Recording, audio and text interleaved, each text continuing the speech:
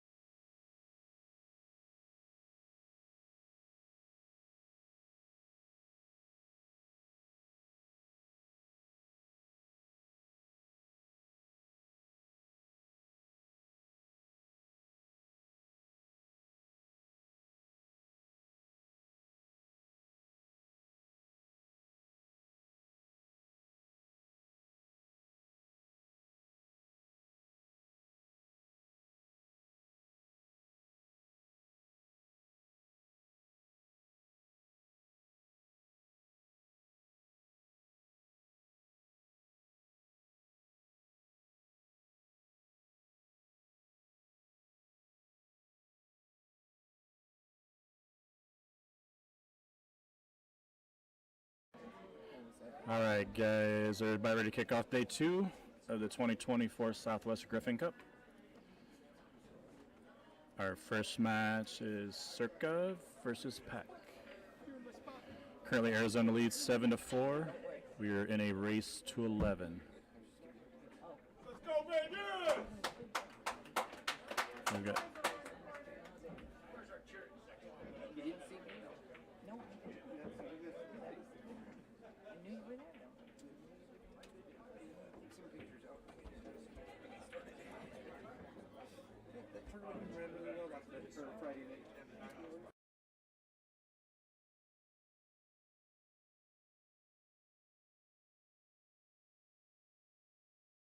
Oh, get on the mic and yell. All right, after yesterday, Arizona leading 7-4, we had a pretty late night, so the teams decided to start an hour later than scheduled that we discussed yesterday before we cut off from the feed. They definitely had a long day, and then today is to be determined. The list of matches I'm putting up on the screen now. So we've got 10 matches, depending on what is needed. It is the first team to get to 11.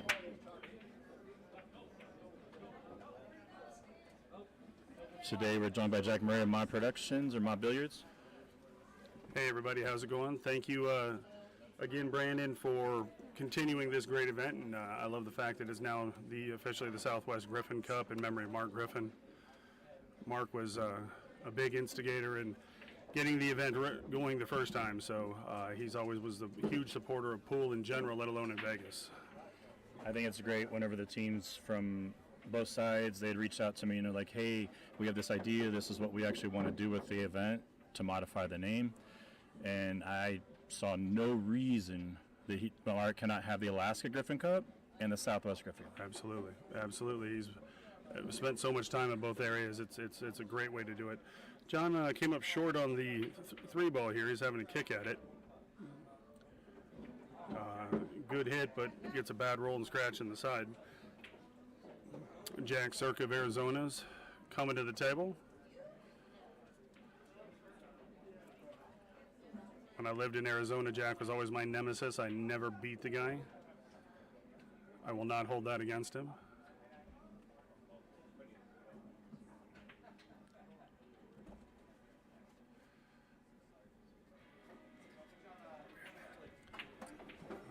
plays a draw shot, come bouncing off the end rail to get an angle. He wants a little angle.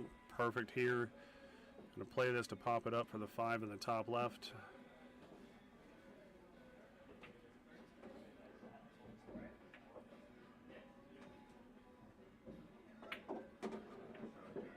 Perfect line on that one. Just wants to kind of stun this one out a hair to be able to play the 6 in the side for the 7 down below.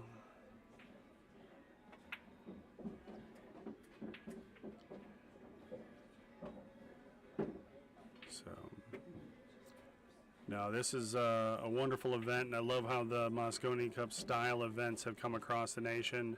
Arizona was one of the first states I knew of to really get it going with Saguaro Cup.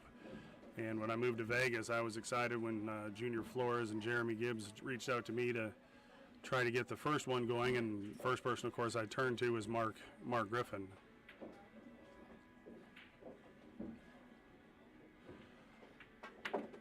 Nice stroke there by Jack. Perfect on the 8 ball.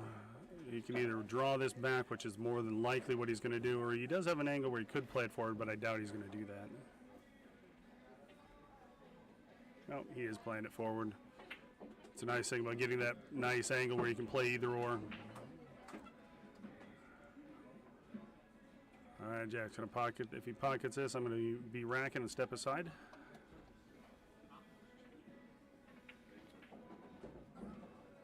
He's looking for either a bridge or an extension here. He needs an extension to get his extension.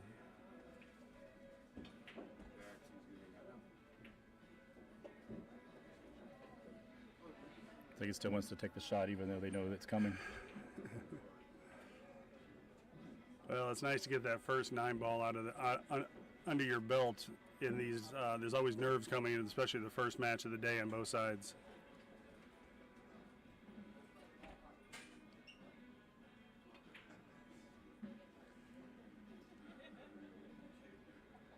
We got a cue from a teammate that has an extension in it.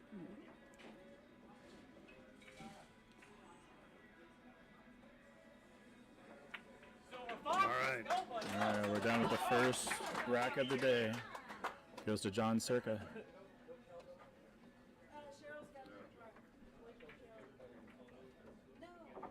So Jack today is going to be the rack and referee, taking the spot from Constantine from yesterday.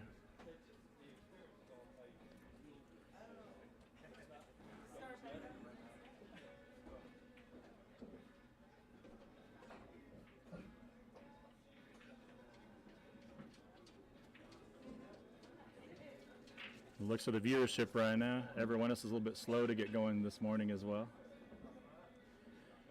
We're approaching 100 on there. Make sure that you like, share the stream. Also, don't forget to subscribe if you haven't done it, so that way you get the notifications when we do events here in Las Vegas. We do have a huge calendar come up. Next weekend is the first annual Mark Griffin Memorial Championship. The flyer's on your left side of your screen. And then coming up in March, we have the $45,000 added U.S. Open series of events. We'll talk more about that in a moment.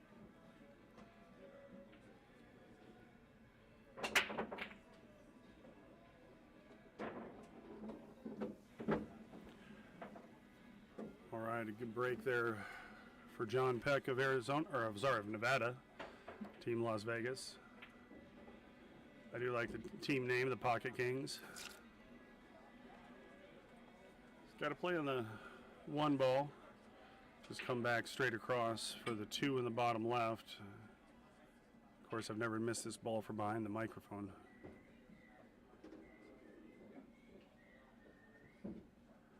Also want to give a shout out to all the sponsors who have supported both teams in this event. You'll see them rotating on the right side there. Make sure you guys get a chance, if you have a chance, to support those sponsors that are supporting pool. Smart play there. Didn't like playing the cut right off the bat. Plays a defense on it.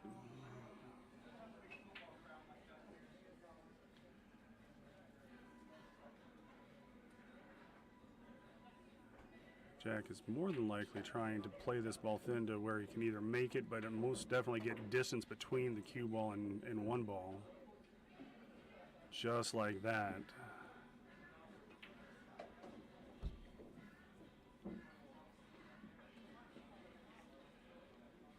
All right, John has his work cut out here for him. I don't think he can get it off the side rail with the 3 blocking.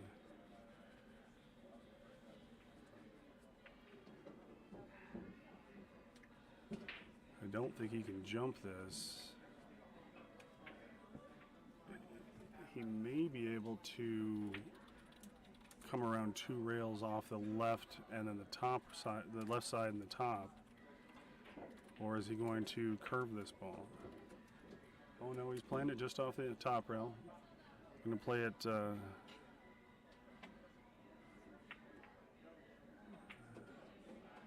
think he was trying to get a little bit more spin on that ball, where the 1 would come off to the left and the cue ball might go behind that 3 ball. That's a tough one to judge.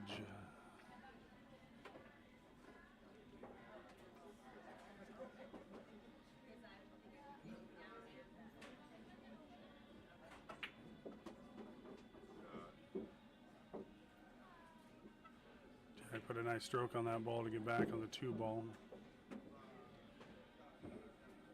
Roll this ball up past the 8, make the 3 in the side. Well, he's in good line and good form. Jack's got a good rhythm. John's going to have to find a way to interrupt that.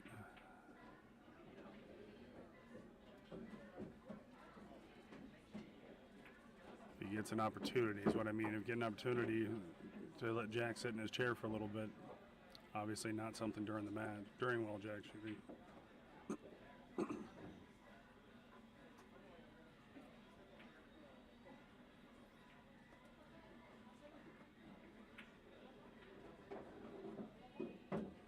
Well, he didn't want to be on the rail here.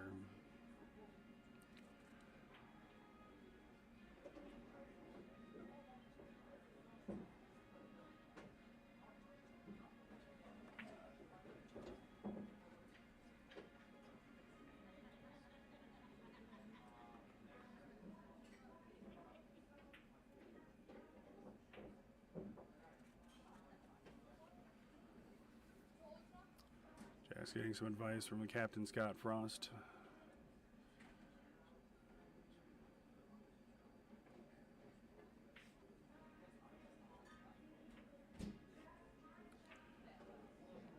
Brandon, I noticed Shane's in the building. Is Shane a potential coach for both teams since he's Captain America? Not sure about a coach for both teams, but Shane did confirm that he's going to be here for the U.S. Open this year. That's awesome. And we always love seeing Shane and everybody play down here at the U.S. Open. So you get the best players here and following the World Championships at the Rio. It's a great timing for those events. Yeah, the information's definitely get out, and the interest is definitely peaking now. All right.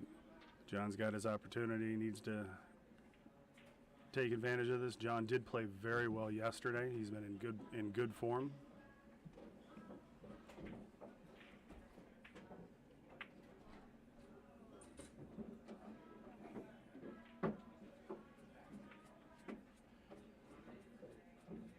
Yeah, that's what I'm actually trying to go through right now is a bunch of emails asking about player counts, who's going to be here, and then what room there is to get more of these signups rolling. Some players from out of the country are primarily interested right now.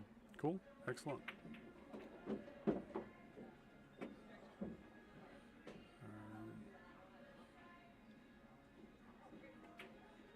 All right, John ties it at 1. All right, John takes rack number 2.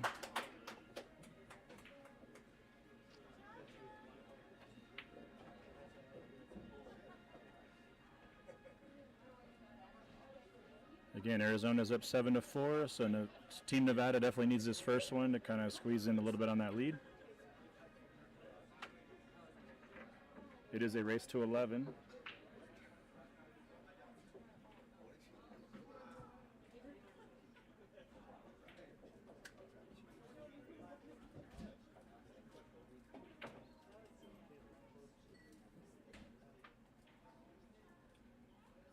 If you guys are local here in Las Vegas, make sure you come out here and watch this event.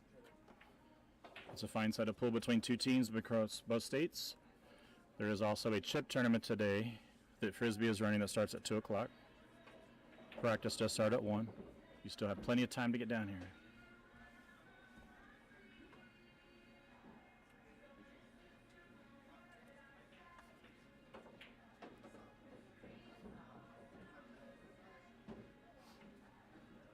All right, now Jack's coming up for rack number 3.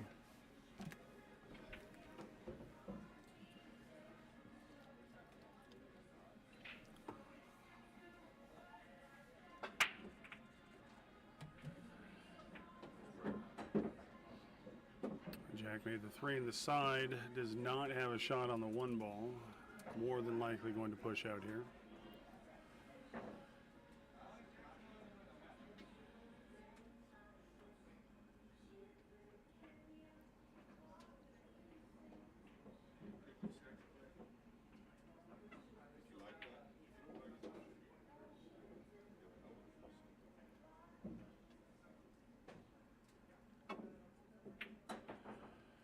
He doesn't push, decides to kick at the 1, and gets a good result on that. John can see the right edge of the 1 ball.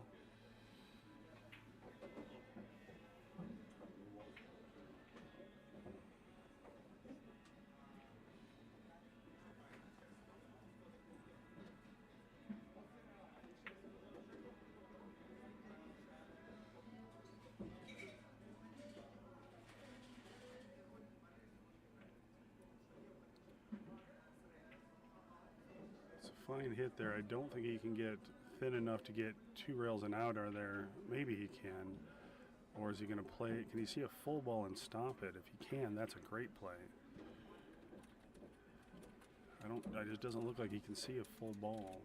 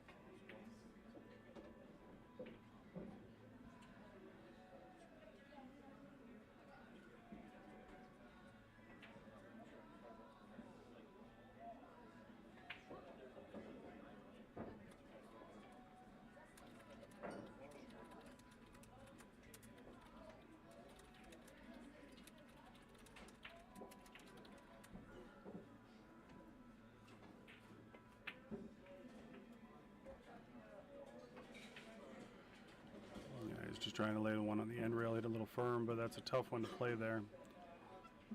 All right, Jack's got to play on the 1, 2's down on the same end of the table. Plays a stun shot, or if he draws this ball. Oh, he's playing the same defense back. He's going to give up a 1-8 combo if he chooses to go for it.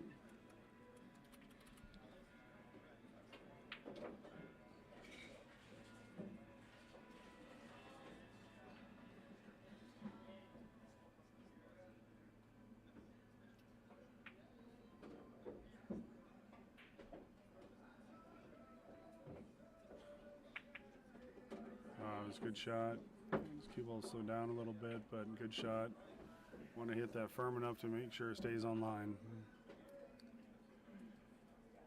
I've always found when you've got nerves, the hardest shots are the soft shots. Oh, settle down. Needs his ball to settle down.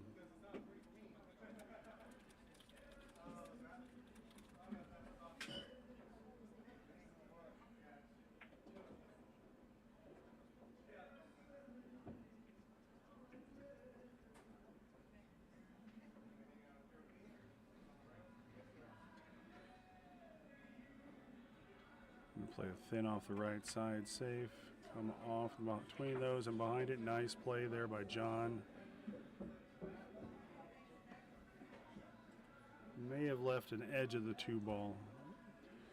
But Jack does either. If he doesn't have the edge, he has a solid 1 rail kick off the top rail here. Kind of ironic, Jack, doing a Facebook, trying to do some shares, and my story from a year ago was the announcement of Shane versus Tony. Yep, on this exact table. That matches why this table is 4 1/4 now, isn't it? That is correct. We discussed that yesterday. Jack came with a great kick shot, nice touch kick, controlling the object ball, knowing the cue ball was going to stay in that area.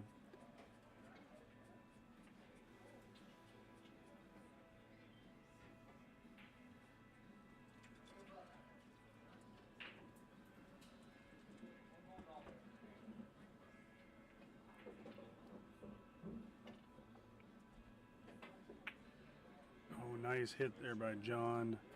Great kick and stick. He may have again just shown an edge if he can get between the 5 and the 4.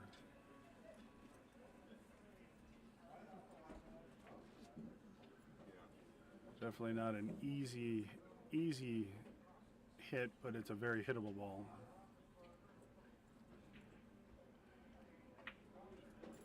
Next. Oh, nice shot, Jack. Nice hit. He hit that well. Well, John has a two-way shot here to play the 2 ball down in the bottom right and float the cue ball up for the 4 either in the same corner or in the right side pocket. And if he misses the ball, he's going to be probably safe behind everything else there. John wasn't happy with the leave, so it looks like Jack has a path to make the 2 ball.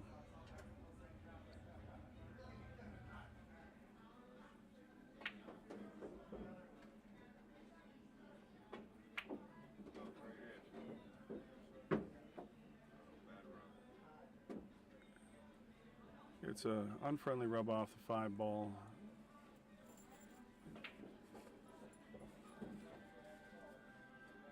I think he's looking to see if he can get soft roll the 4 by the 7 to play a simple save. Soft roll it to the rail and use the 7. A little left angle. Throw the 4. It's up to you.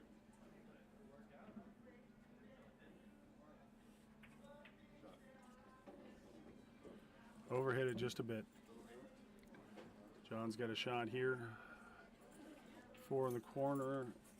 Wants to just slightly roll it forward so we can play the, actually doesn't even need to really roll it forward, a stop shot or a stun.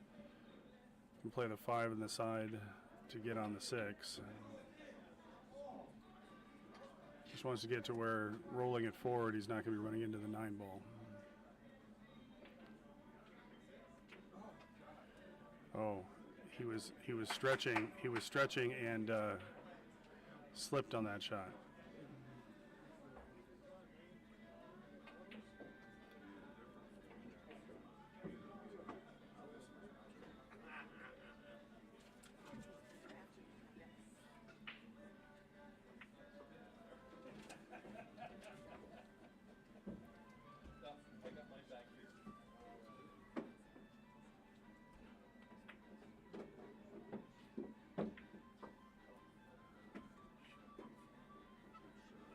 Jack had good speed with that. Doesn't want to roll this ball too far because he doesn't want to get too steep on the 6 ball.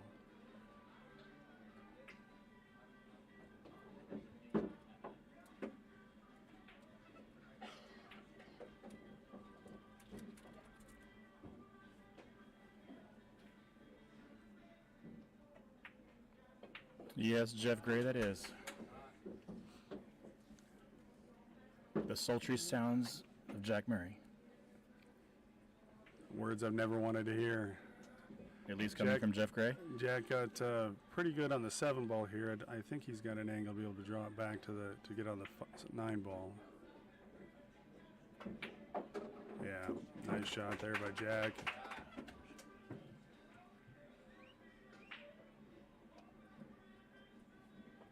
All right, Jack takes, no he doesn't. Oh my goodness, oh my goodness.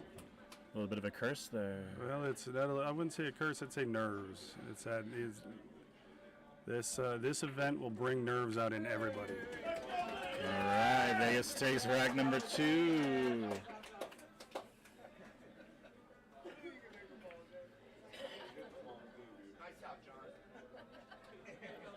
I'm going to click over to the quarter angle.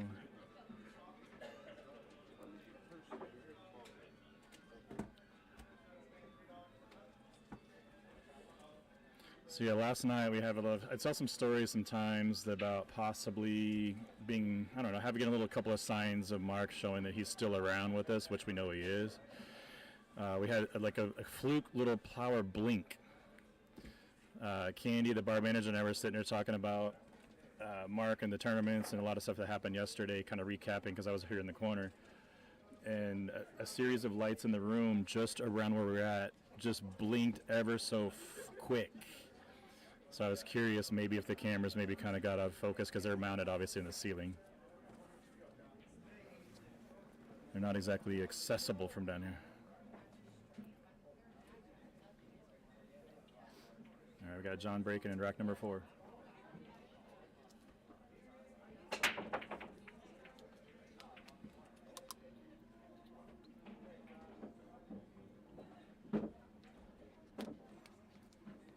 John with a good break is a shot on the 1 ball. 2 balls on the side rail. Say what that he's shooting from, so he's going to have to work to get on the 2. Or he could choose to play a bank. If I reach over actually to know it's there.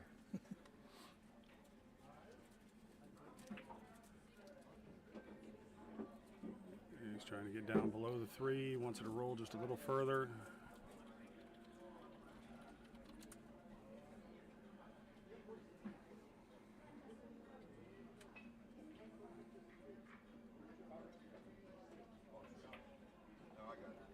John's going to get his jumper. I'm working with Corby. He's taking some photos of the event here, and we got some new pictures of Griffs coming. Get some updated stuff since Bar Rescue done on the pro level. Yes. If only the sky behind this image of Griffs was that pretty yesterday. It's an ugly day out there right now. Just the wind. Yeah, the wind is horrible. It's cold. We got a front moving in. It's supposed to be down to 33 tomorrow night. Yeah, second temperature this morning is like 49 degrees. I went outside, made a quick U-turn back inside for Good a hit. second. John got a good hit there and a good result. Some people always call it a good roll. I always refer to it as you get good rolls when you make good hits.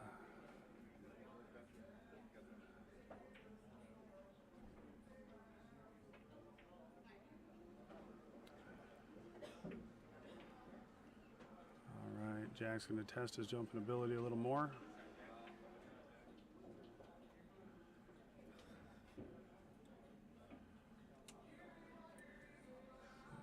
This is a jump that gets a shooter salivating, though. They with the ball by the pocket.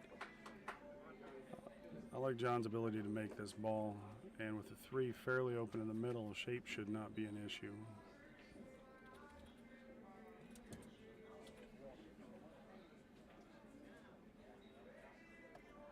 It might be a little far for him to reach. He should be good with this.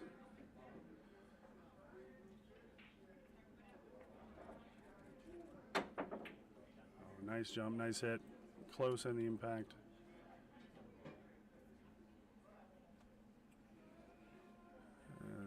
The 2 ball does go by the 5, it looks, but if it doesn't, Jack has a massive ball to play safe behind.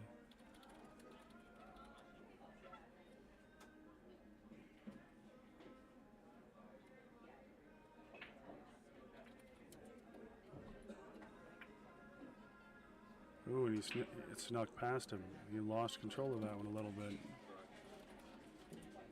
That's taking a little bit. Both these guys are working on settling down. They both shot very well yesterday.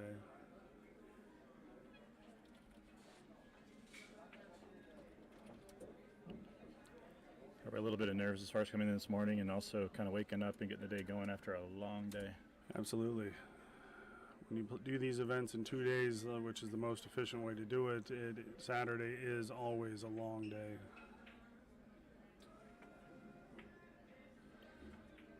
It's a good try there by John. Just hung the ball. It's a shot where you're so worried about losing the cue ball, and it all depends on how thick or thin you hit that ball.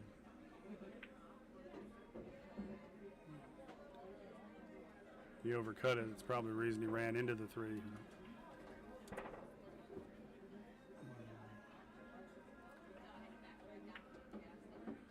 Jack wants to carry down. Looks like a perfect speed. He's got the pocket to shoot out of, so he's not rubbing on a rail.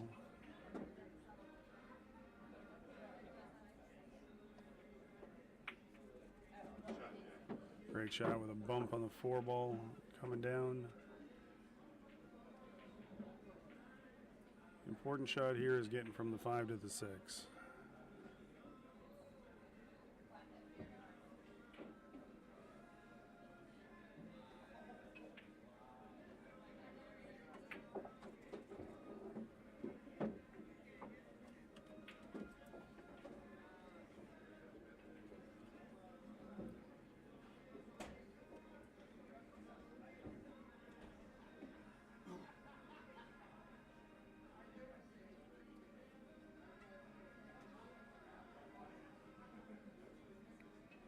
This is live, so yes, you're watching day 2 of the Southwest Griffin Cup here at Griff's Billiards in Las Vegas. Jack takes the safe approach there to roll in the 5 ball and take a little longer shot on the 6, which I like that choice to play. So all you want to do here is make the 6. You're naturally going to come out for shape on the 8. Nice hit, Jack.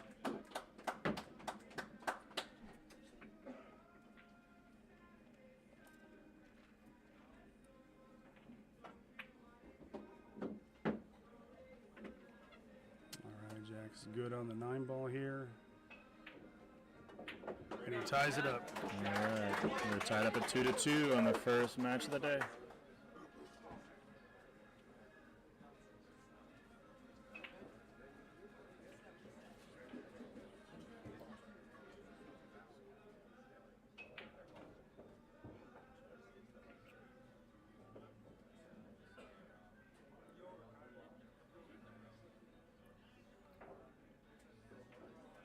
As I was saying earlier, we got some new pictures of the front sides of Griff's. There's an example of one of them if you guys have actually been in this building. That's just probably the right 2/3 or the south 2/3 of the building. This place is definitely beautiful, and Mark Diffin did a great job when he built it. It's got a big future ahead of it. If you guys haven't checked our calendar on griffslv.com, there's a list of events that's upcoming here. Like I said earlier, Shane Van Boning had stopped by just to kind of confirm, get his entries. So he is going to be playing in that Swanee event on February 19th and 20th, and then all 4 events in March for the U.S. Open. I'm also in communication with quite a few international players for those U.S. Open events as well. And then don't forget for the ladies out there, February 17th and 18th, you have the Femme Fatale that Bao Wen is running.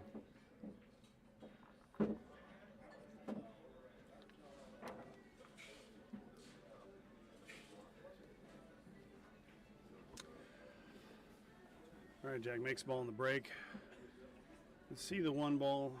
Probably going to play a bank shot because he may get safe as well. Play the 2-way shot here. He's more or less was just playing the ball, but rolled it a little far.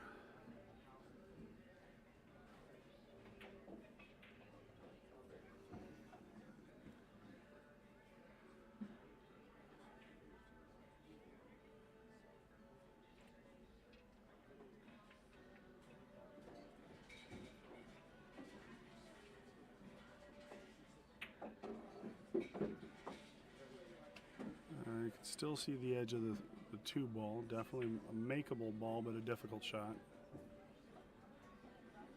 And listing off the tournaments we've got coming up, we have a new tournament that's going to be held here April 6th and 7th. It's the Bandit, $650 and under, $1,000 entry, 10 ball on the 9-foot tables. We originally had a 32-player field, which filled immediately with about 8 on the wait list, so we expanded it to 40. And it, of course, is filled. If anybody wants to get on the wait list, you certainly can do that. But we're really looking forward to that tournament. It's going to be a lot of fun on the 9-foot tables. Yeah, I took Derek had posted yesterday about the opening for his qualifier, so we kind of pushed a plug out to encourage people to go over and get in that tournament, that qualifier at good times today. I'm not sure if that filled up or not.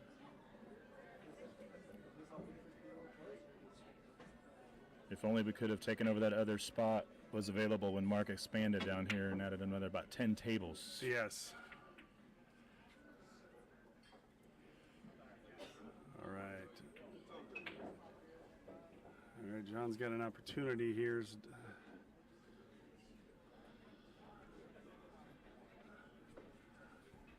always interesting to see how players like to shoot shots. I'm always one that likes to play a shot with bottom outside. And I think he may be playing the same shot. Might actually be banking this ball. Or no, he's cutting it. Yeah, it's a nice shot by John. Beautiful stroke he put on the ball. He stays safe underneath that 8 ball. You play this ball 2 rails forward and around to get on the 5 ball to shoot in the top left. I think he has the angle to do that. Yeah, he should.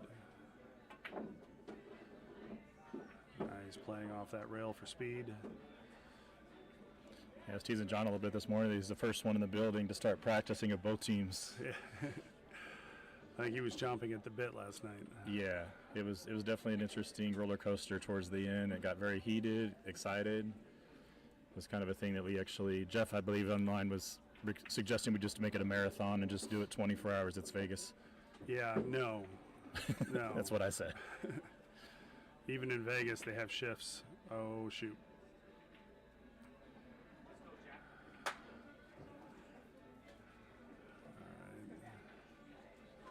Yeah, this is the breaks. This event is this is not Colorado. It's Arizona versus Nevada. Yes. Originally known as the Southwest Desert Cup. It's been recently renamed to the Southwest Griffin Cup in honor of the late Mark Griffin.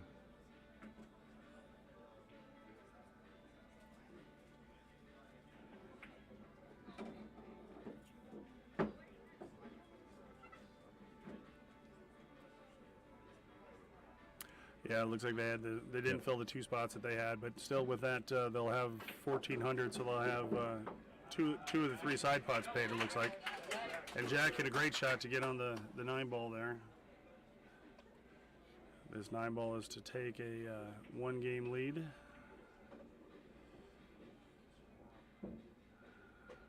These guys are holding serve. All right, so Jack goes up 3-2 in this race to 5. You just can't tell some of the noise in the background. People are starting to roll in and actually wake up a little bit. Maybe a couple Bloody Marys or micheladas in their system. Or maybe a Bailey's and coffee. Just guessing over there with that coffee cup. There might be Bailey's in there.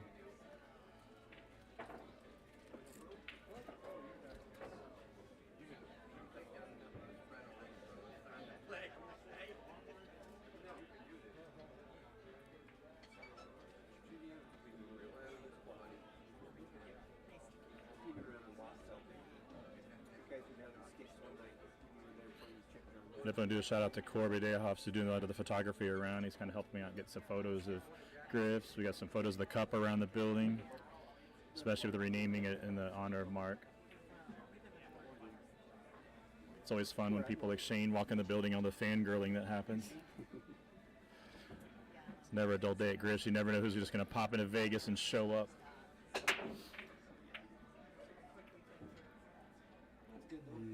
5 ball tracking to the side, dying short. Dry break, Jack's coming to the table. Has a play on the 1 ball.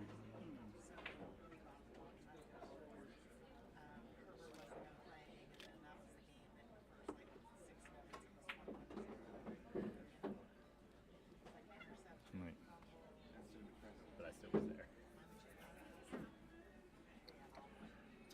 Jack has the 2, goes by the 6. Just looking to see how he can get on the 1 ball. I think he wants to follow this ball forward. Nope. Just as I say that, he cues up low.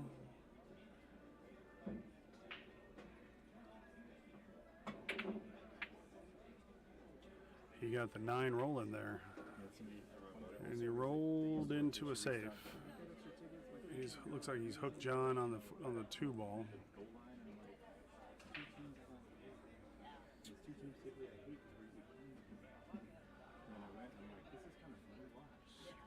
Even though it didn't matter which team was doing it to the other team.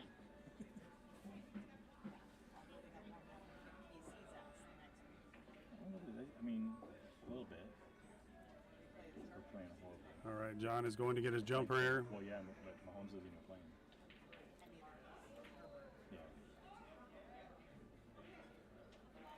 Yeah. Corby.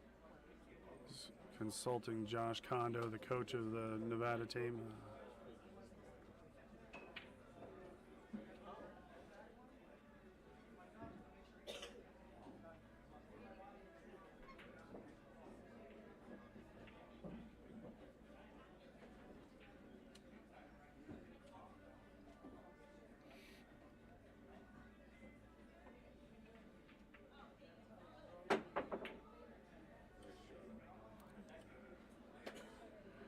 And he's going to put the 2 right by the 9 ball, so Jack's going to have a play on the 2-9 here. Looks as though the 9 goes by the 6.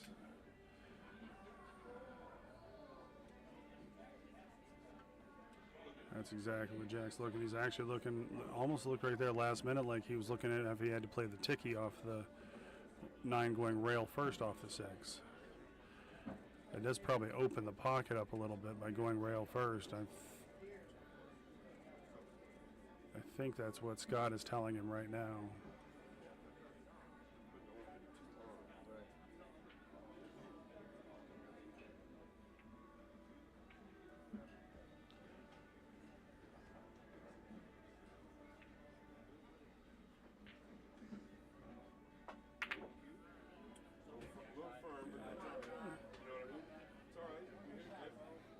I'm a little bit further to the left, and I still couldn't even tell if that would actually slide around it or not. It was tough. It was very close.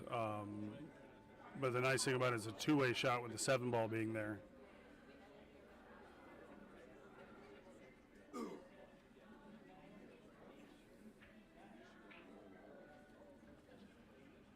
John's going to play the kick short rail here.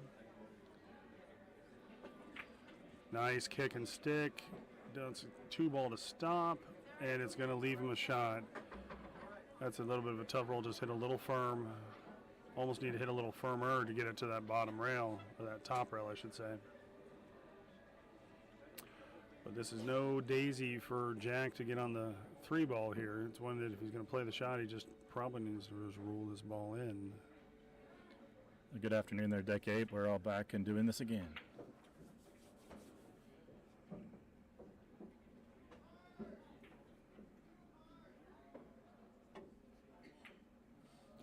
Yeah, it did not surprise me that Jack did not go for that shot. There was really no way to get on the 3 ball.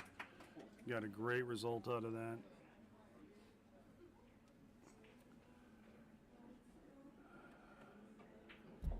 John's got a pretty easy hit here. The question is he going to try to thin hit coming back off the top rail, thin hit the 2 so the cue ball comes back off to our right and possibly getting behind the 7 ball.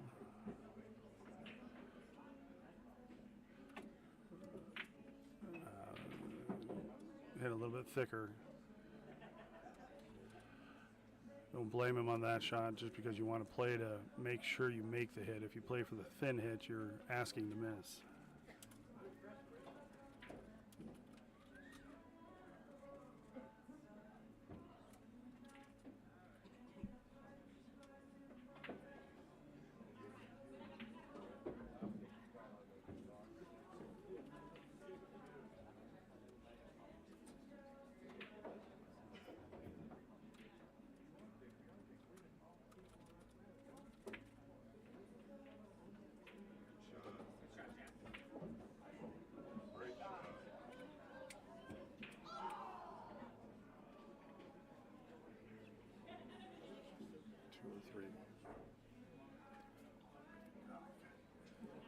You only get 4 pull options. Oh, yeah? That's it.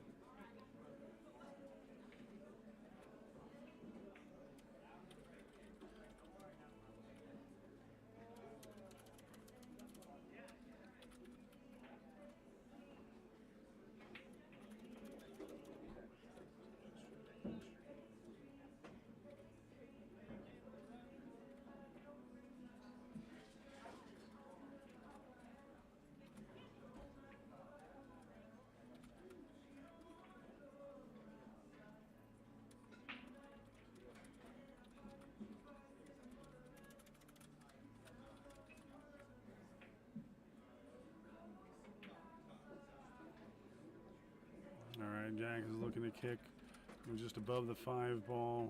I think he's going to need a little bit of spin on it. Just said Jack, sorry, it's John. It was a great hit. He does leave a shot for Jack on the 2 ball.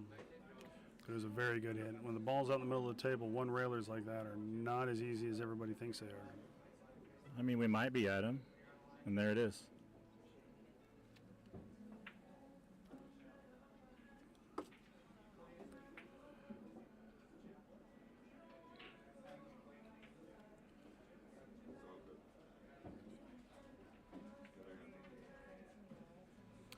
Obviously talked about yesterday. I'm actually new to kind of getting involved in the streaming part of here. So I saw the poll option. I just didn't know that there was a cap of 4, but Jack already knew that there was only 4 options. I'd already filled out 4. All right, John plays a good save behind the 6-7.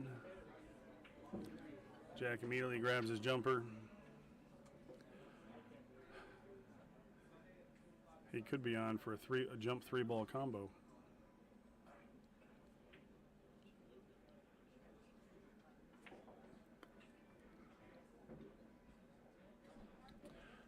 Yeah, check out that poll, guys. I'm just going to see you get your opinion on the action, what you think is going to happen, what you want to happen, all of the above.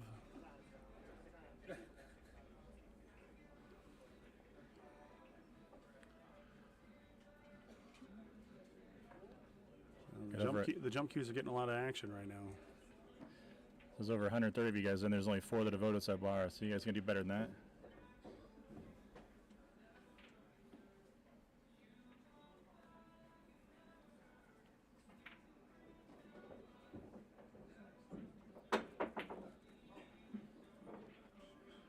Very close. Good try there by John. It's hard to tell from this angle if Jack is on the 8-ball or if he can shoot straight at the 2, but he may, regardless, he can go rail first into it.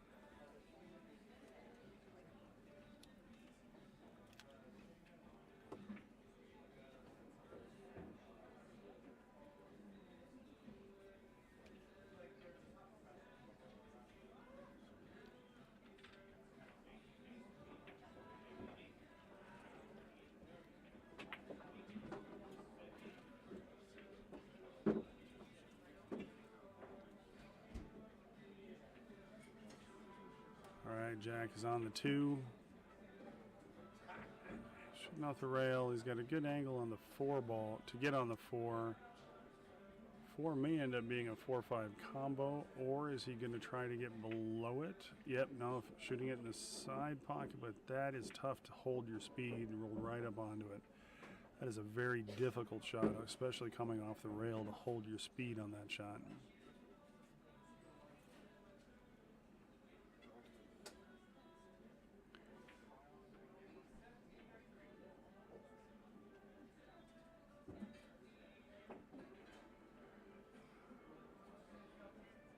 Try to get him behind the 6-7. John has a play on the 4-ball, but nothing pretty.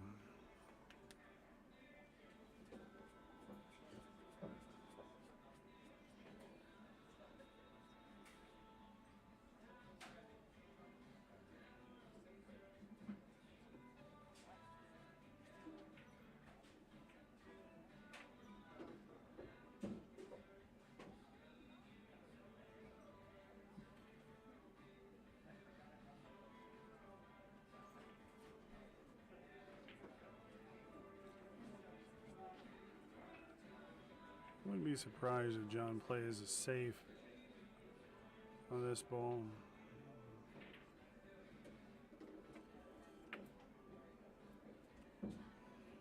Yeah.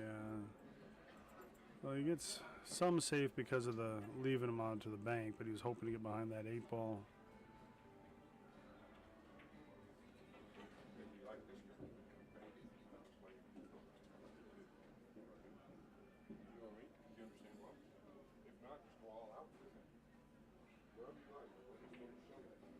So one thing I saw yesterday, and this is just my 2 cents, and it could mean absolutely nothing, but sometimes I think it's better for the captains or the teammates to let the players shoot unless they ask for coaching. I think sometimes the over-coaching I mean, that was what Scott was telling him was a great shot. But sometimes the overcoaching makes the players think more than they are and make them uncomfortable on shots. I think the example of that one yesterday was Sue and Holly's match. Yes, there was a lot of coaching in that match. I don't know if I remember a shot that there wasn't coaching.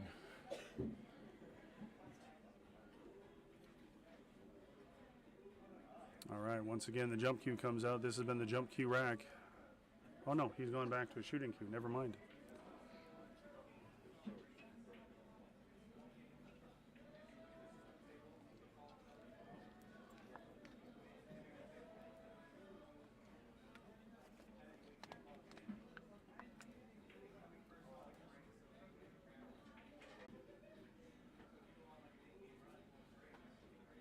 Well, I don't blame him for going for that. There wasn't a whole lot there defense-wise, and table's fairly open. Trying to take a swing at the 9 never doesn't always hurt. You got the 4 ball here, fairly open table for Jack though. I like Jack's odds of getting to the hill in this.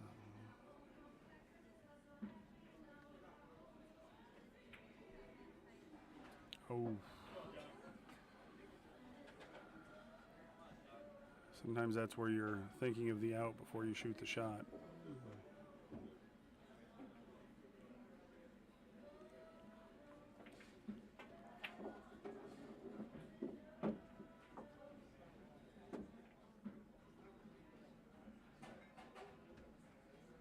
John is definitely in the driver's seat for this one. Absolutely, no. It sets up well. He wants to draw this ball back enough to where he doesn't have to run into the 7. And he miscued on that one, but I think it actually stunned it right. So he has a decent line. He just has to draw this ball back. And be careful to chalk up.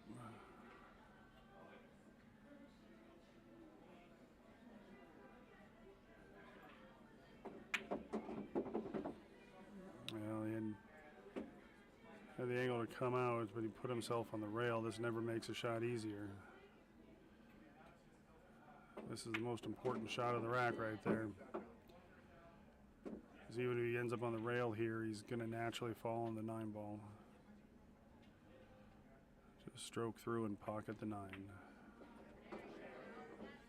Nice shot, nice out there by John, and get to this ball.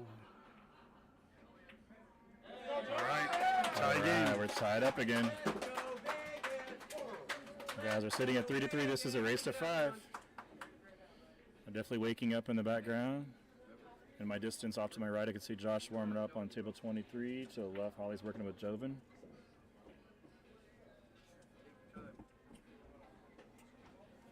This is our next match. This is Holly and Joven against Josh and Sue.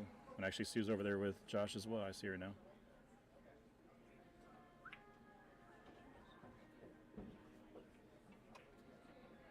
So basically upstream or up camera from where you guys are at is where Team Vegas is kind of hanging out and practicing, and then to the left of where Jack is racking over on table 1 is where Team Arizona has been hanging out.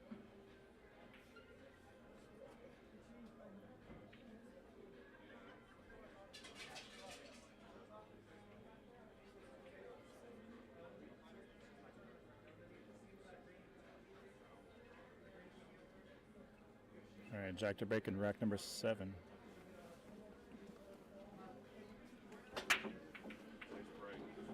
Oh, big break there for Jack. Wants a 2 ball to come down. That's huge break. Makes 3 balls on the break. 2's close to the side, but I think he's got plenty of rail. Well, maybe it's closer to that side pocket than I thought. Pretty close. Yeah, that is close. Corner may come into play.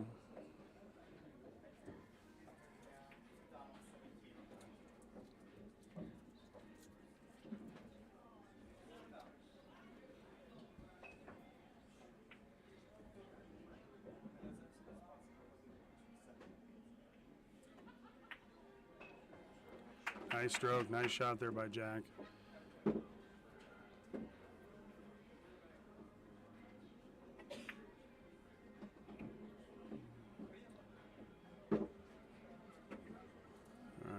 perfect shape on the 5 ball.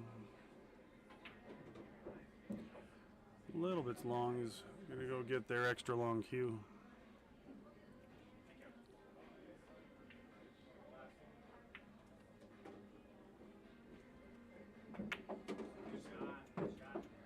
That was a good stroke there by Jack.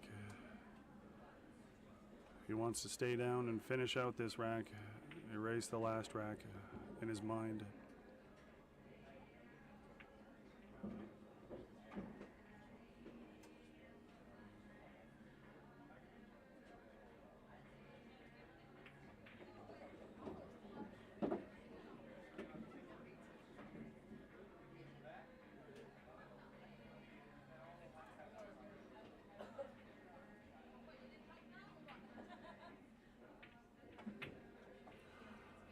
Oh, and he twisted his wrist. It looks like that's probably my favorite miss. I shouldn't say favorite. I do it all the time. It's when you're not 100% sure, sold on the shot, sometimes you'll twist that wrist and it cause an unexpected miss. Brings John up the table off to possibly get to the hill. It looks like he's pretty much dead straight in here, so there's not a lot. You know, you can get yourself in trouble trying to force an angle that's not there. Sometimes you're better off just to roll it in. Nelson's coming over to give some advice.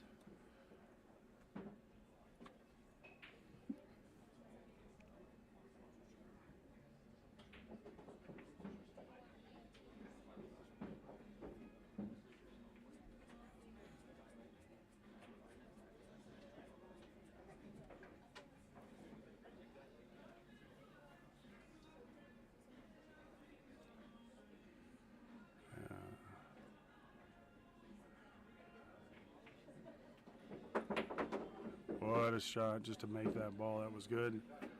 It's one of those where you just, most important thing is making the 8 ball there. I always say, though, the higher the butt of my cue goes, the lower my Fargo rate goes. Yeah. It can get lower, believe me, Colby.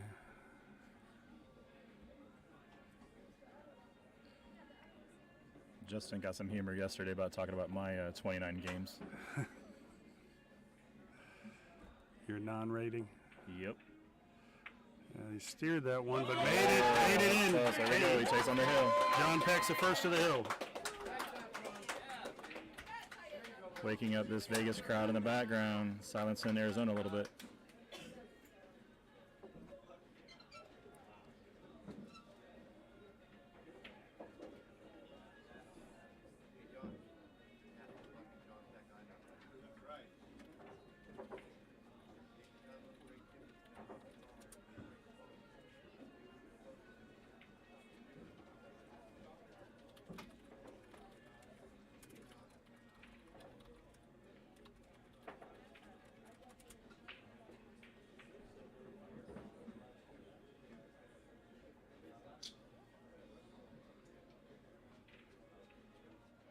A reminder of our lineup today.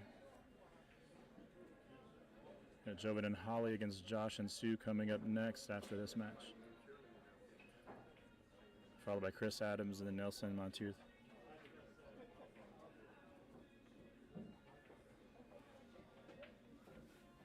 All right, John to break. Breaking on the hill.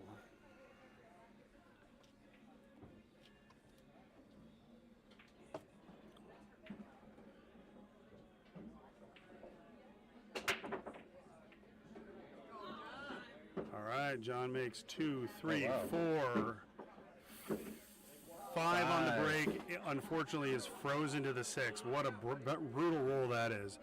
Make 5 balls on the break on the hill, and you freeze to your object ball. That's tough action right there. Something about watching this game more and more. This game is brutal. I always say that's why pool's a 4-letter word.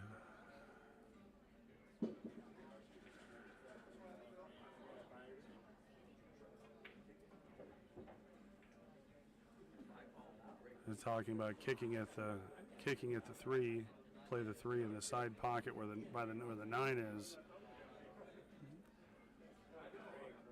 There aren't a lot of safe options here, and I've always said if the safe is as hard as the shot, go for the shot.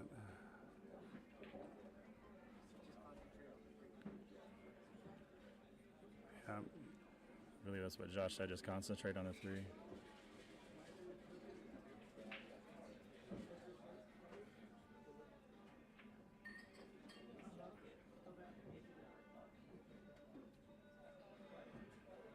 Gary's talking about jacking up and spinning it back to try and get the cue ball behind the 7 ball, but that's the margins there are brutal.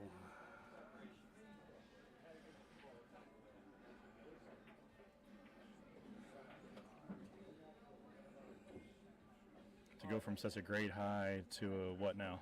Yeah, exactly.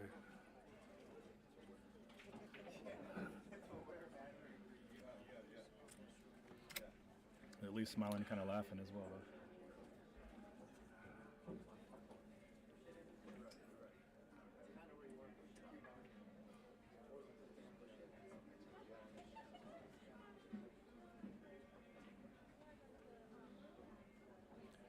Looks like John may be electing to push out.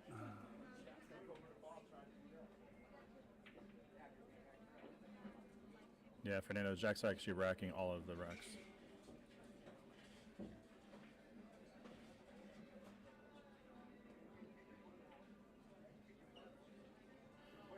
Peter, I would actually take the money on that, but that's only because I would be the one to have to do it. Might be a little biased.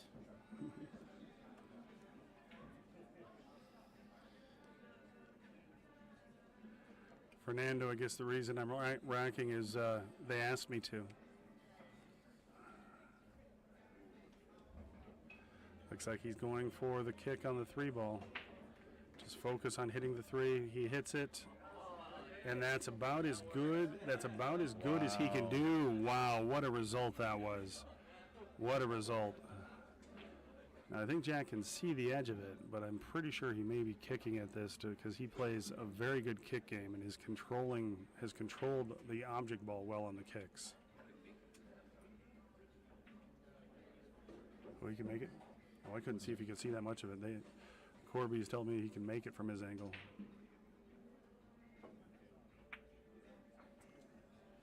Close. Well, watch where the cue ball ends up. He got a play on the ball. It's almost just a shorter distance of the same exact situation.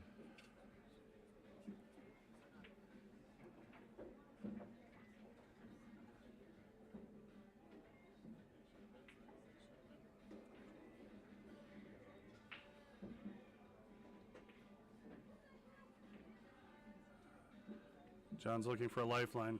That was definitely a phone a friend.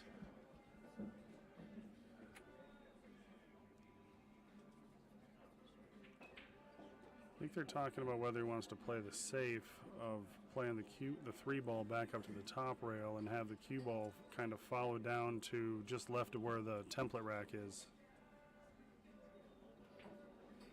That's where Josh is pointing to right there. Hoping for the speed of putting the 3 ball on the end rail.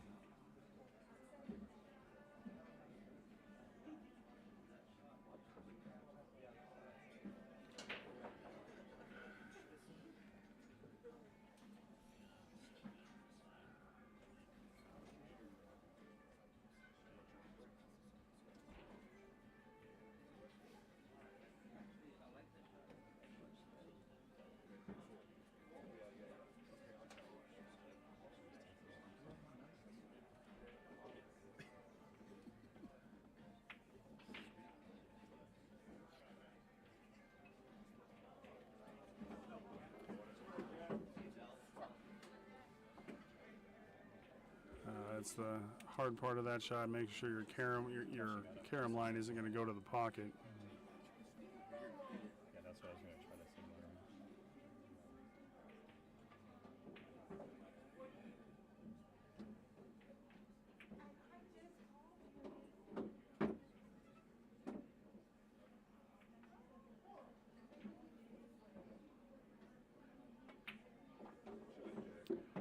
All right, Jack has these 2 balls to make it hill-hill.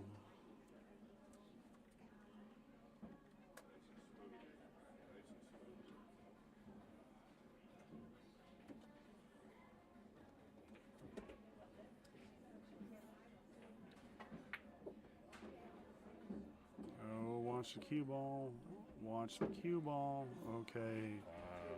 Got just perfect by catching the corner of the side.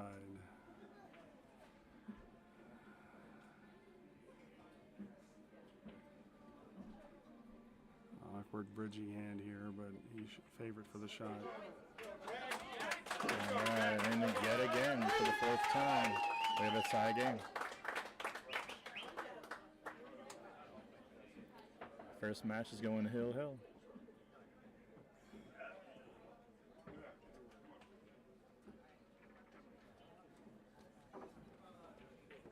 right, let's got a hill match for the first round.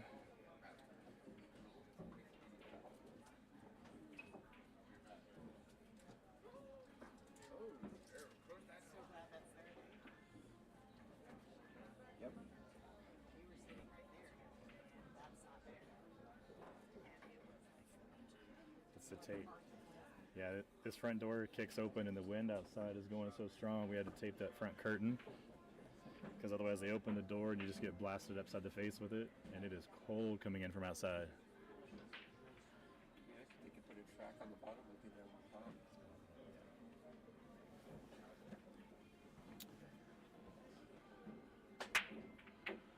All right, this is a huge point. Nevada needs this to stay in range. Dry break.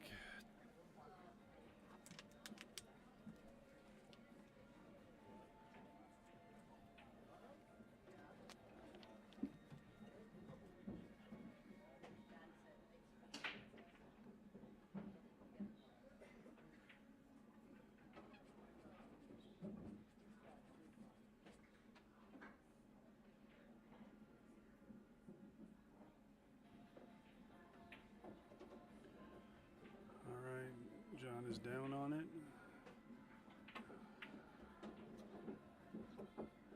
Oh, he hit that well. He hit that very well. Beautiful shot there by John.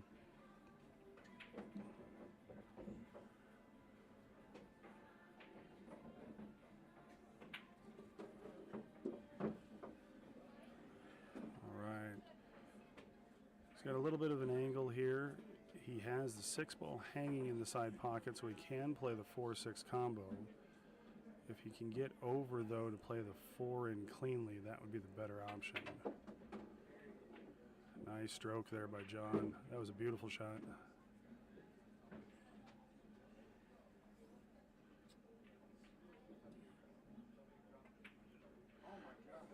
Decelerated. He decelerated on that shot. Classic deceleration gets all of us.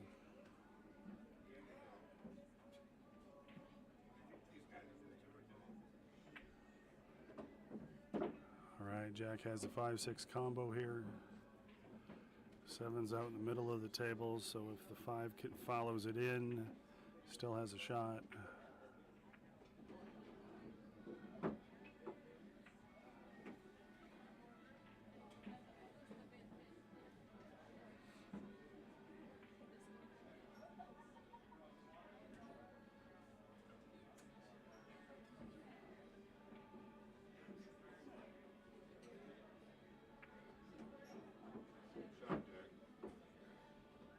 You know, going back to that shot that John missed with a decelerated stroke, one of the things that I love getting piece of advice from commentators like Jeremy Jones, who's the best in the business.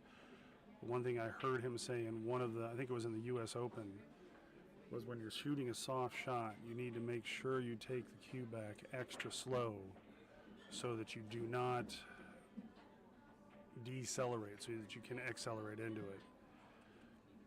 The nerves of getting these guys. This is a tough match, tight match, big for both teams. Let's see how John plays this. I'm pretty sure he's going to play a defense here.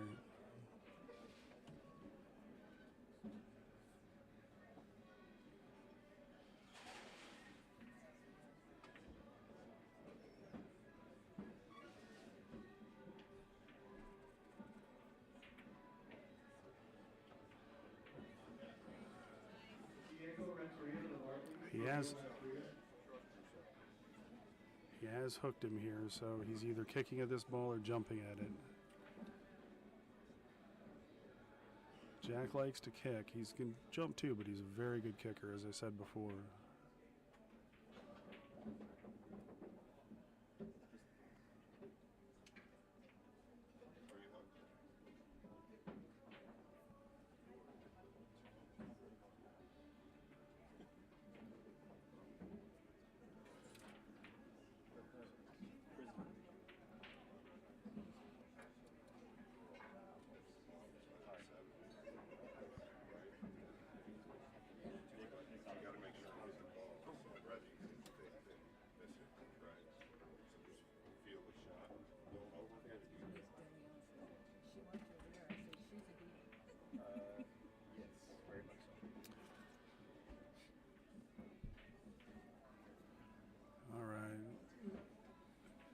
Jack is looking at playing the 7 in the side, kicking it in the side. It's kind of a kick and stick. Oh, nice shot by Jack. That is a clutch shot by Jack right there.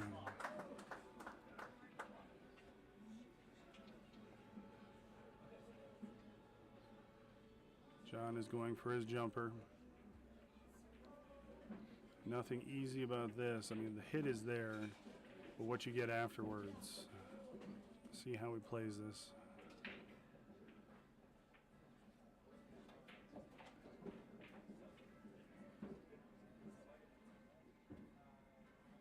The ball's going to set up here right in the side pocket. And it looks like he has the angle to stay there for the 8 ball. Jack takes his time and stays within himself. He very well should be out here. Unless the angle's a little more than I can see.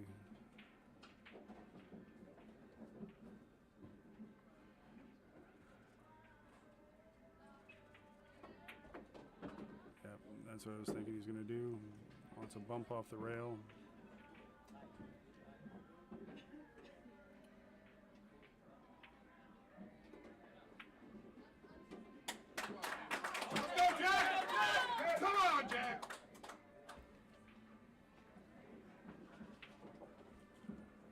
This is to take a 4-game lead, 4-match lead, a 4-point lead, I guess I should say. Come on!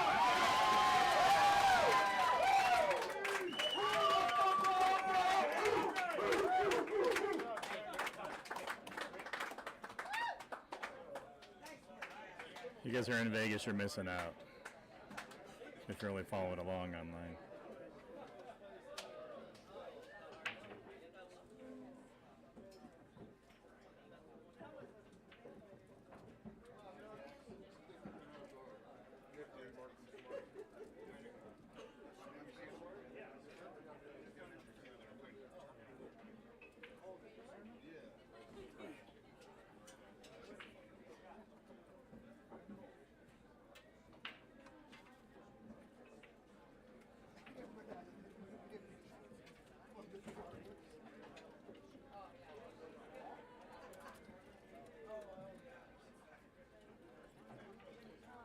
Do a little bit of housekeeping for scores and whatnot in the background. You guys make sure you kind of take a note of that tournament on the right. As far as the U.S. Open, we got $45,000 added amongst those events. The Mark Griffin Memorial Chip Championship is next weekend. That first tournament that's on Saturday is a qualified-only event based on the winners of the chip tournaments of the last year. There is a bonus tournament listed at the bottom side of the flyer that you can actually enter even if you did not qualify for the event, so you can still participate in Mark's Memorial Weekend. The late Mark Griffin passed away January 13th last year, so this event is on the 1-year anniversary.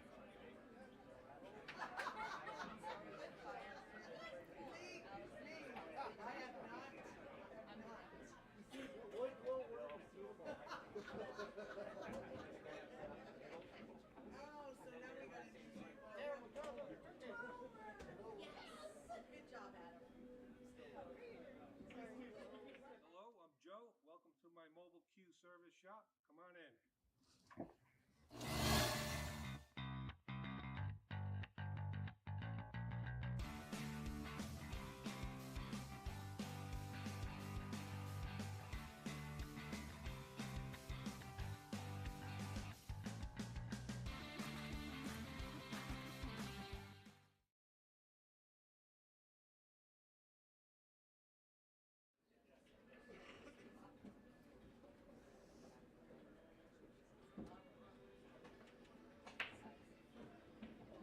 now we move on to the second game of the day.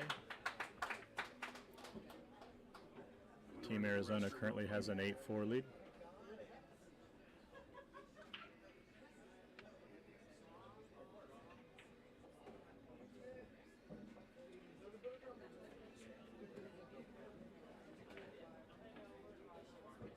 You guys haven't taken a chance, make sure you answer that poll on the list. Obviously with a 4-game lead, it changes things a little bit for Arizona.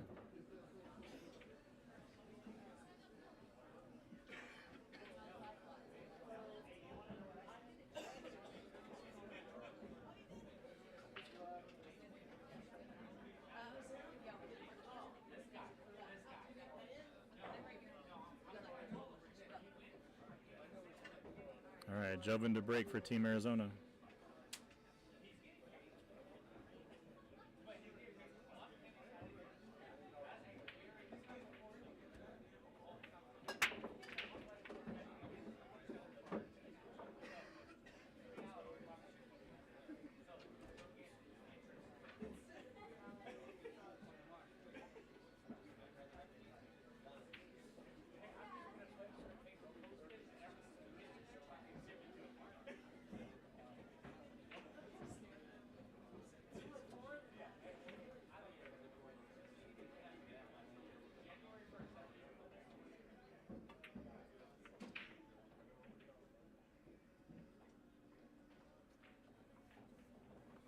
All right, Josh coming up to the table for Team Nevada.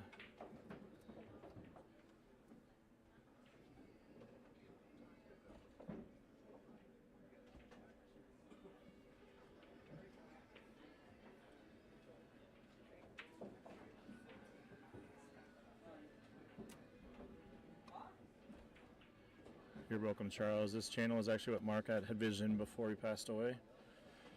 We're trying to continue a lot of the goals and ideas that he had as time goes on, the things that we can accomplish on his behalf for his legacy. Talked to Esther a little bit about, he used to actually have to kind of have the bartenders answer the phone, we explained like what Facebook, what YouTube, what channel, what tournament director, what league, what was actually streaming based on where the stuff was at, and now everything that's in this building is at least duplicated to this channel. So when Jack Murray's here with Mod Productions, they stream to their channel as well as ours. So that way if you don't follow one or the other, you still know about the event, so we each get the exposure for the event. Mark's goal is to grow this sport, and we're going to continue to do it in his honor.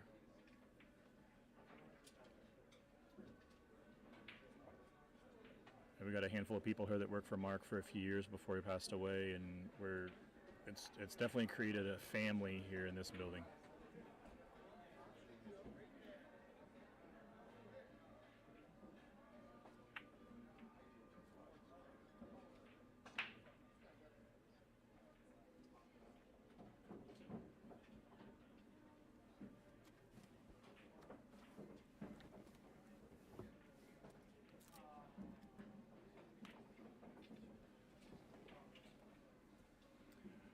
Sue played a very good safe there.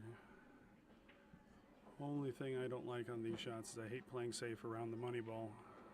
Just weird things happen. All right, they got to play on the 2.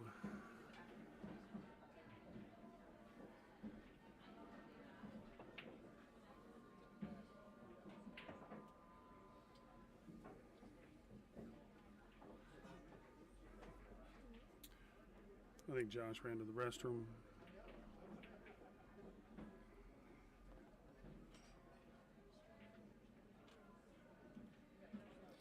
Getting a lot of conversations and stuff regarding the Mark's tournament next weekend.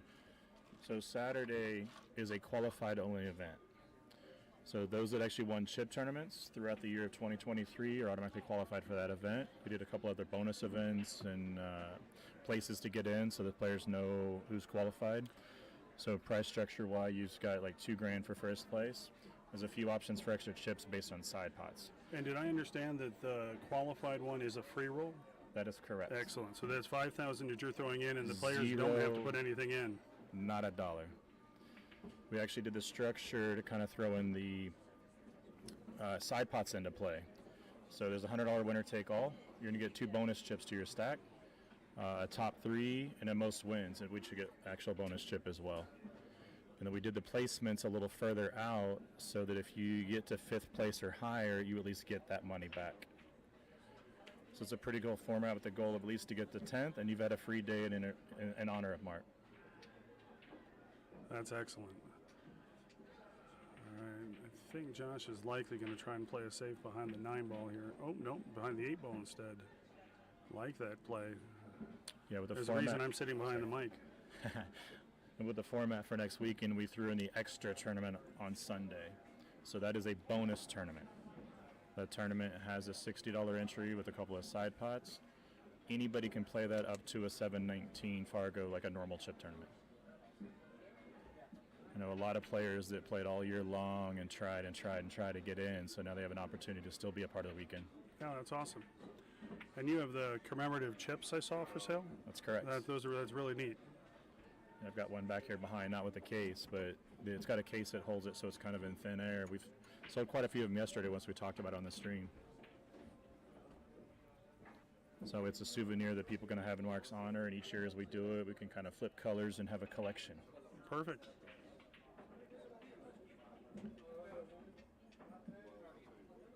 Picked out a pretty cool crystal trophy for the event next weekend, so somebody's going to get a little bit of cash and as well as a pretty good souvenir for their home. Nice. Sue is looking probably at playing the 2-rail. I think the 2-rail? Yeah, 2-rail to kind of leave it there. Always a tricky thing here is if you get too deep behind the 2 ball, the ticky scratches there, scratching in that bottom left pocket, bottom right pocket, I guess, on this camera angle. I realized I'd left it on the corner one. That's okay. There. Yeah, this is a good view of this. She wants to essentially keep the cue ball on the end rail in that area and move the 2 ball. It's a good hit. It was a good hit. Jovin's at the table.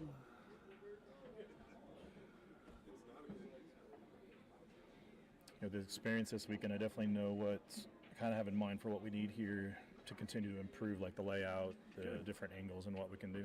Excellent.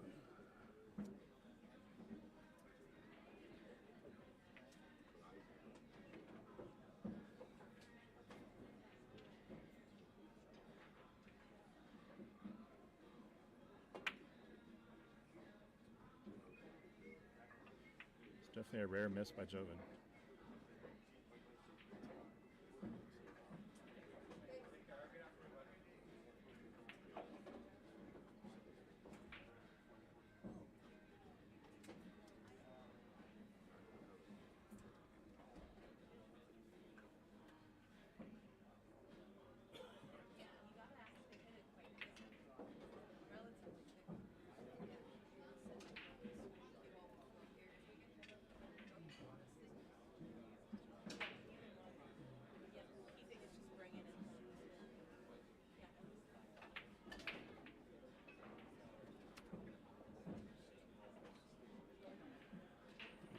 Looks like,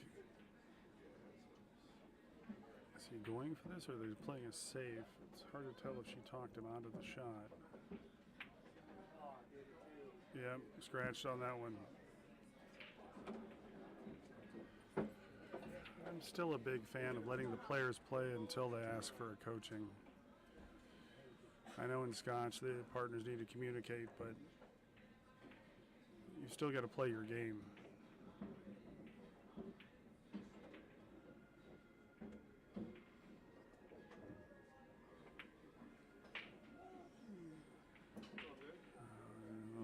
There by Holly, who played amazing yesterday. Holly shot lights out yesterday. She really played well.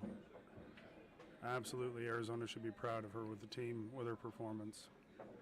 Very much so. She had Sue, like it was like 4-1 before Sue kind of came back and took that actual that set.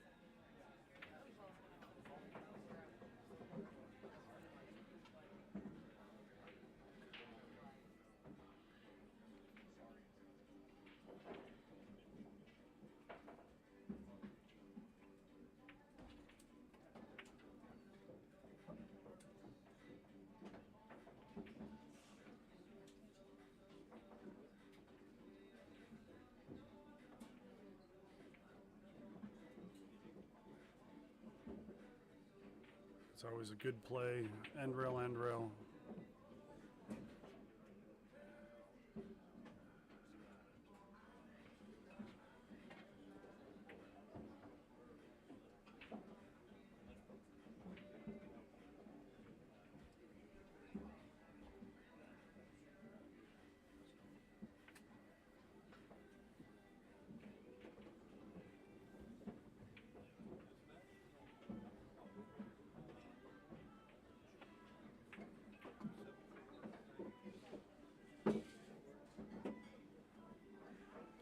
After about 4 or 5 shots on the 2, we've now moved on to the 3. Yes.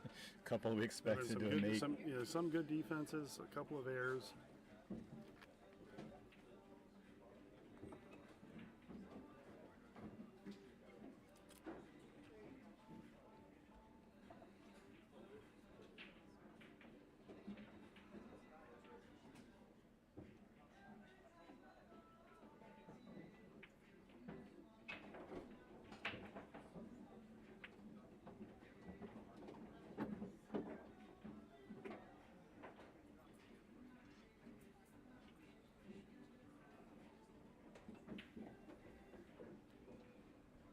All right, Josh is a 4-ball here.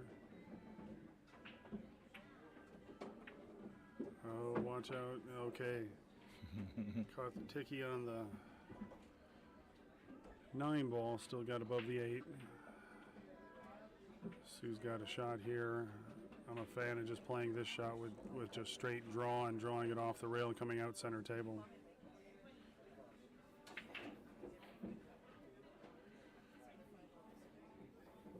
So Sue is thinking of playing safe. Josh was saying make the ball and play shape for the 7-ball in the corner.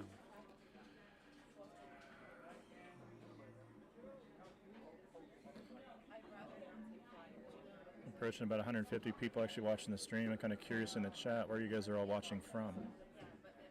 I definitely know the answer for you, Adam. Or at least I assume you're still over in Hawaii.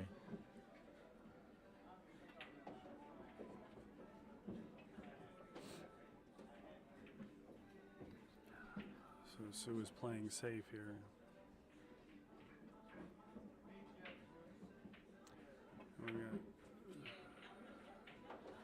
It's always a high percentage shot.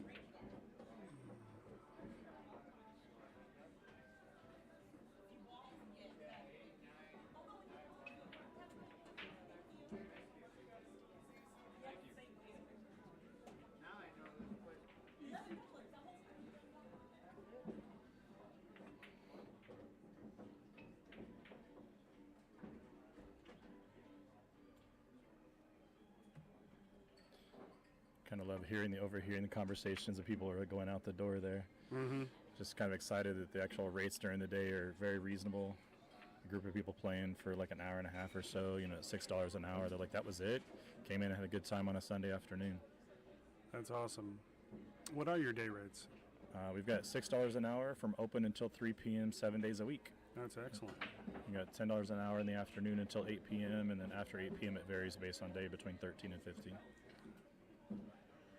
Everything's based on table, so you can bring a whole group of people, kind of take turns playing, socialize, buckets of beer, some pizzas, some wings, and be good to go.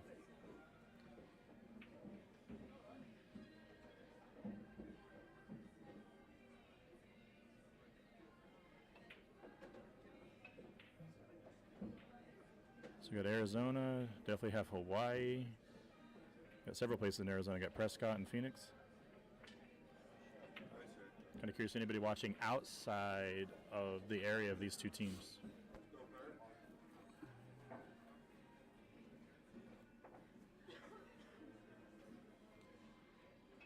All right, Joven has another long shot on a ball into a rail. Got a lot of safety play here.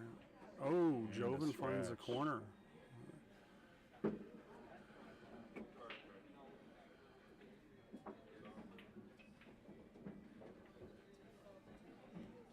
Thank you, Richard. We appreciate you following along and watching with us.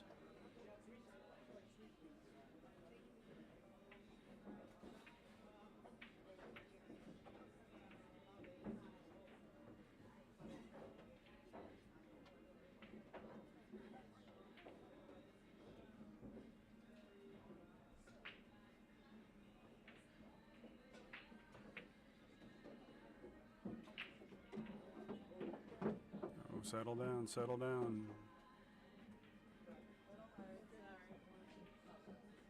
It definitely looked like it had batteries on its own. Yeah, the spin really caught off that rail and it just took off on her.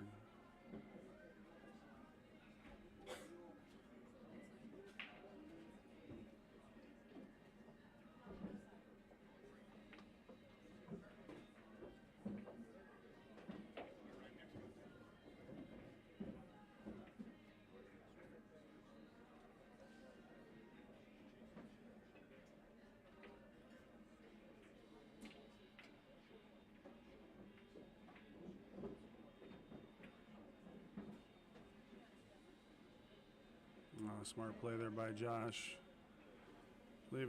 Just playing the end rail distance shot. I think Joven is telling Holly to play off the left side of the 7, putting the 7 towards the right side rail, and the cue ball coming back down by the 9.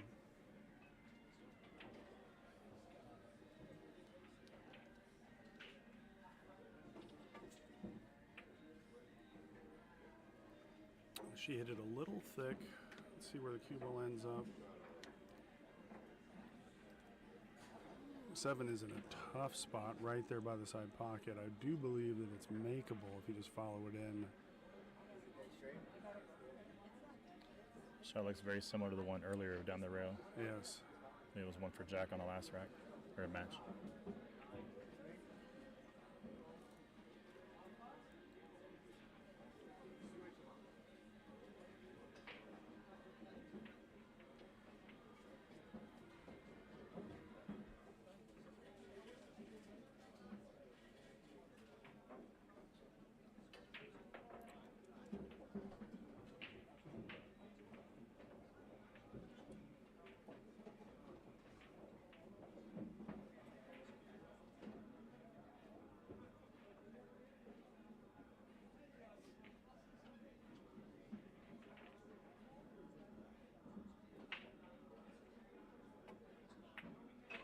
Nice stroke there by Sue. That was a Nice great shot. She stayed down and just followed through on that ball. Josh just now has a stay down on this back cut on the 8 ball. Shape is natural for the 9.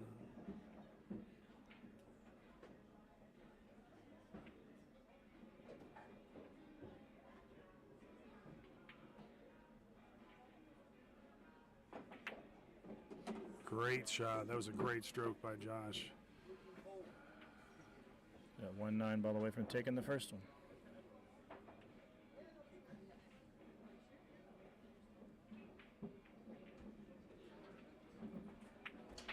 All right. Sue finishes it.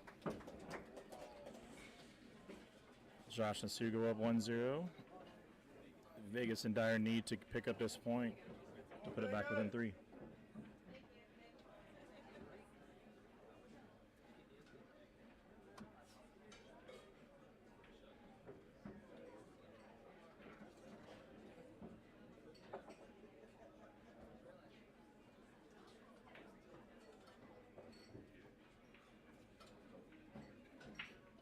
Yeah, Watkins, I used to go to Kingman, cut over to Oatman, because I have a gentleman that used to be a regular at my bar that I used to own in Kansas City that moved out there to Arizona before I moved to Vegas, and then I was within the region to be able to go see him off and on. If I believe right, there's a Cracker Barrel there right off the highway that we used to meet at.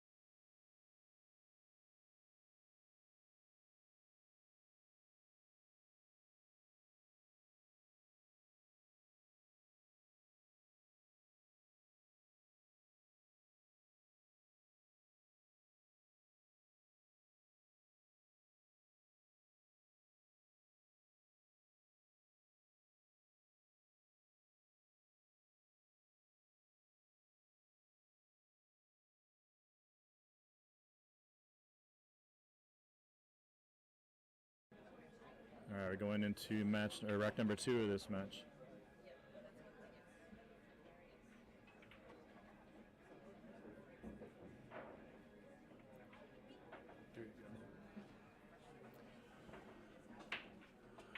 right, Arizona's starting with ball in hand.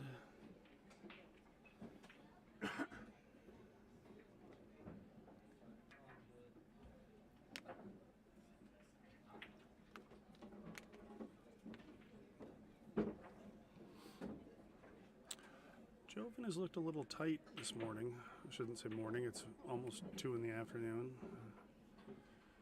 Looked a little tight. I don't think it's finished a little after midnight last night. Everybody was beat, which is why they kind of pushed the hour for this morning. Absolutely, and I didn't hate him for it. I wasn't upset about it, except I was still here until about 2:30 catching up for what I missed out on by being in this corner. All right, Holly has a play here. I'm not sure if she's playing the two-way or playing the 9-ball as well. It's a tough thing with playing a two-way shot is it's hard to commit to one of the two.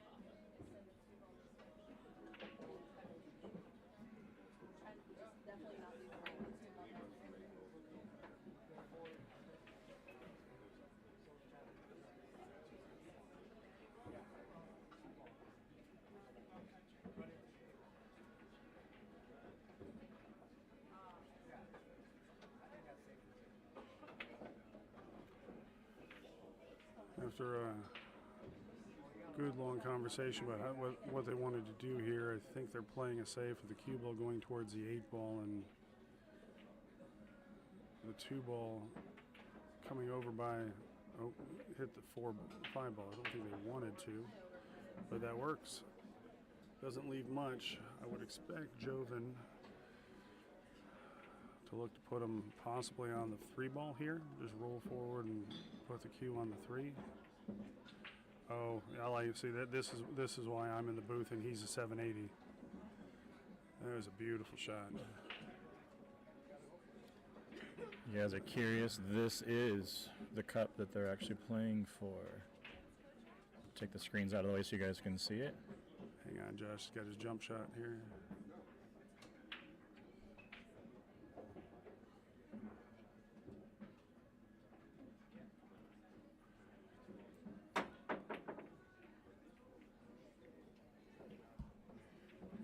It was a good hit.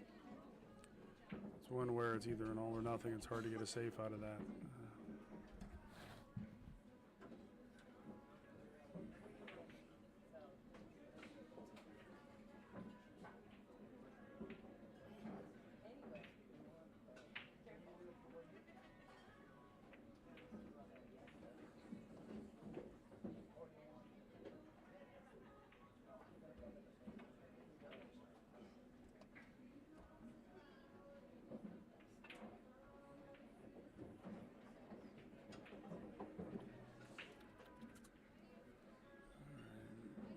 Stretch here a little bit, but should be good on the 2. Playing it with a little bit of draw to play the 3 in the side. Nice shot there by Holly. Curious what they're going to play with the 4-ball.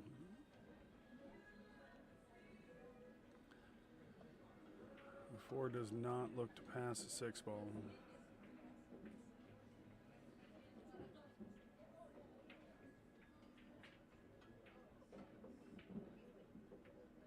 Yeah, good defensive play, and he got him.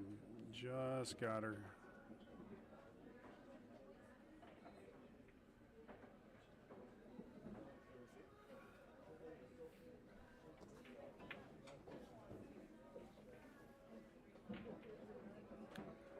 they're analyzing the shot. I'm going to throw up the graphic there for the bandit that Jack brought up earlier that's here at Griff's in April on the 6th and 7th. This is definitely a popular event that's going to hit and have traction right off the bat. Absolutely. Absolutely.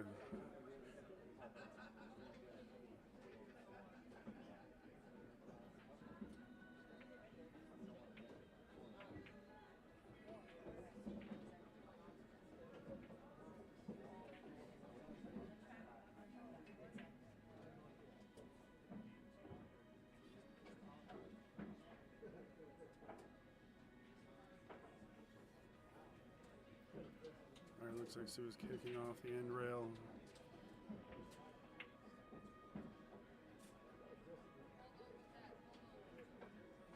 Nice play there, going off the bottom rail and wanted to bounce up, but it still leaves a tough shot.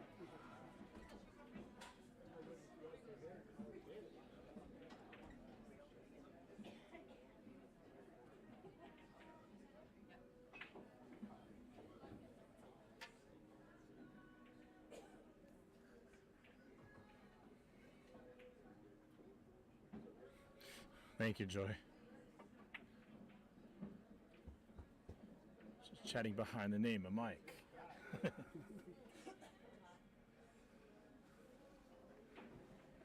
Thanks for your support, Joy. Ready for Joy to come in next weekend to be able to take down the Mark Griffin Memorial Championship.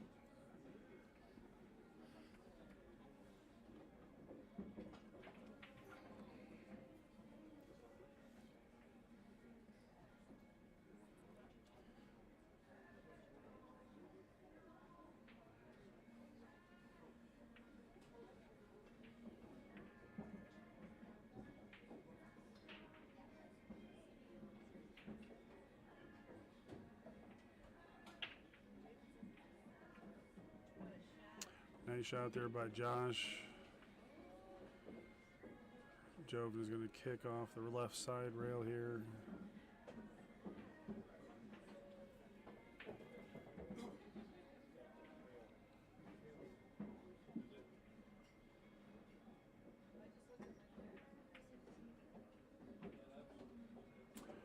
All right, Sue's got a good shot on the 3, can follow it forward to get on the 4.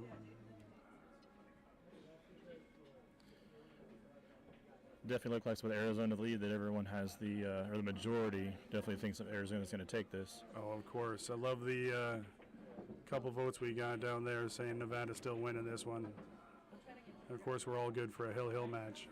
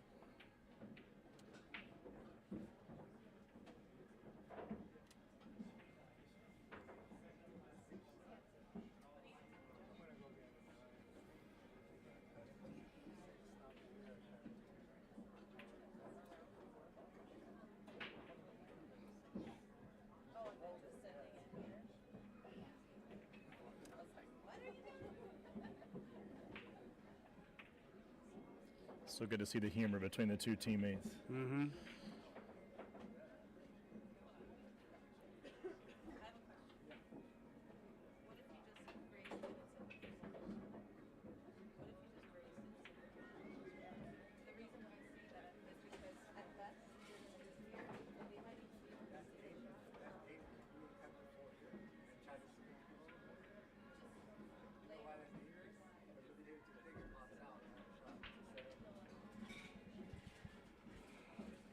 Yeah, just kind of looking through the scores reviewing yesterday, we didn't have any of the games go 5-0. Everybody always at least gets on the rack. Absolutely, it was a competitive day, even though the score had Arizona with a 3-game lead. Definitely competitive matches. There were definitely several that we were looking to possibly go hill in the day, and it kind of shifted gears, and then it kind of switched the momentum.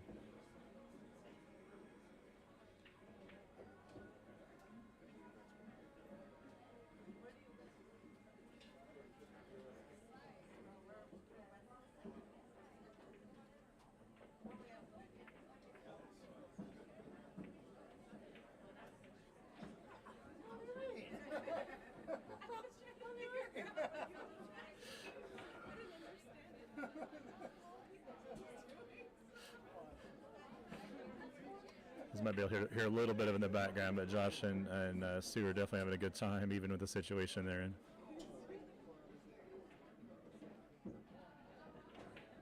They're back there behind camera in the center. They're just kind of cutting it up.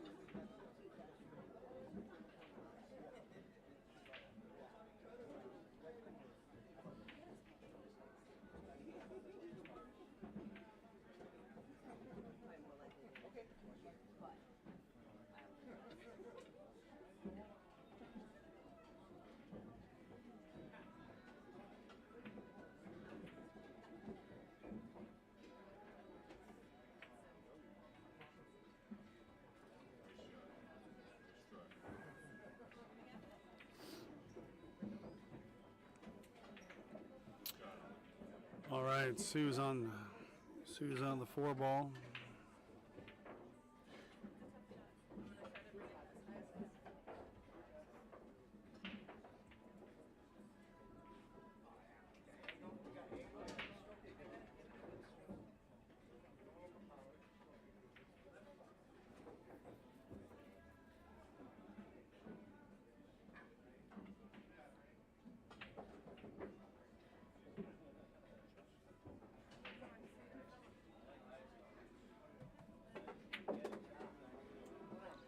Settle down. She needs it to settle down.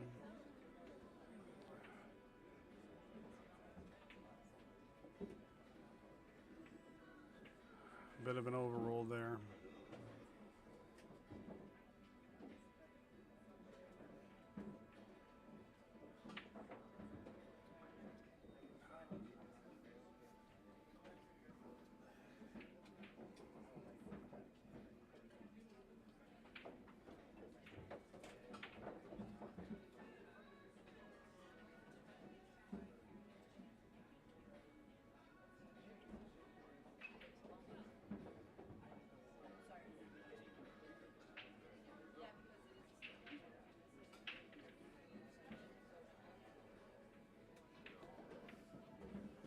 Looks like you have the chip tournament in full swing back there. Just about to kick off. Kicks off at 2 o'clock. I was checking a little earlier on what she has registered in the program, but I'm not sure if she's caught up with her list yet. Looks like she's busy adding them up there. Looks about every table in the house is full. Another busy day down here at Griff's.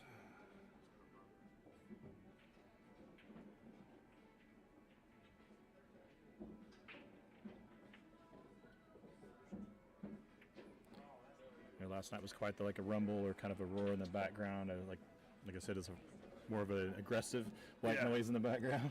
Yeah, it's kind of an odd quiet a little bit sometimes.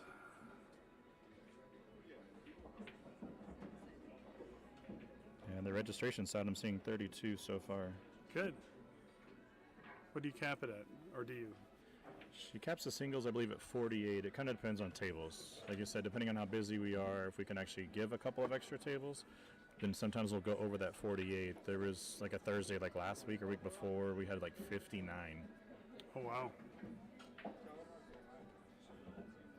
There's also a little bit of a push there at the end to make sure to try to get into Mark's tournament. I bet.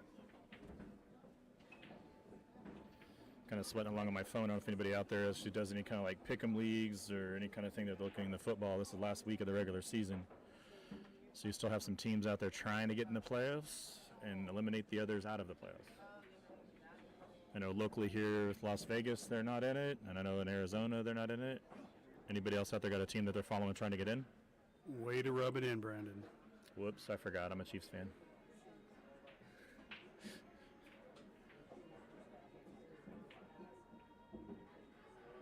The Raiders at least made it interested toward the end. They did get to take that game on the road, which is rare for them in Arrowhead.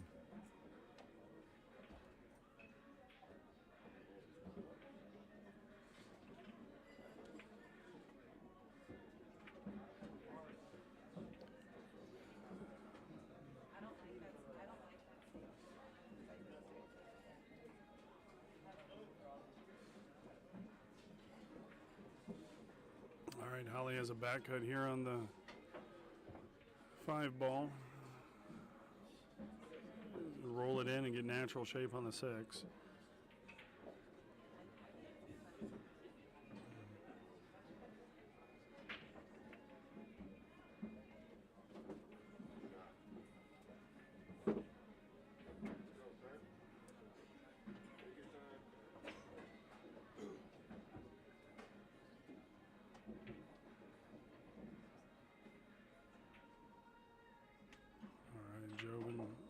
playing the 6 to get the 7. It's on the opposite side. Looks like he's drawing this ball back. Oh, did not get into that ball the way he wanted to. He was trying to draw that ball back to play it in the bottom left and just did not get into the ball.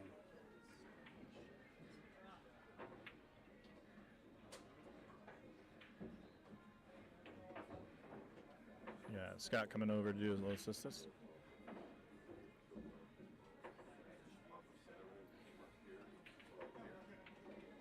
Leaving them off angle, because they're going to have to come with the 7, right? And they try to shoot.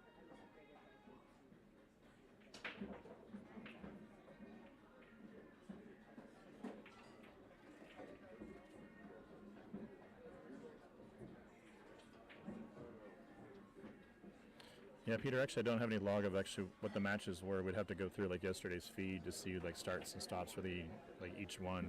I can tell you this is the 95th game of the actual tournament. We had 84 yesterday.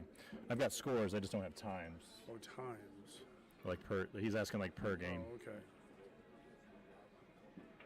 Yeah, this is the 95th match as far as the tournament.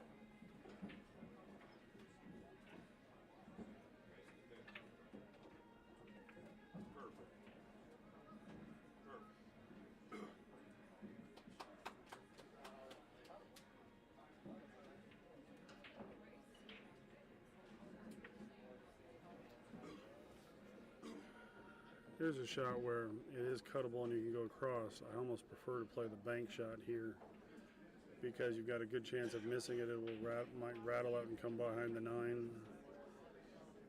Get a shot. Sometimes you have to be aggressive to try to take the win instead of have it given to you.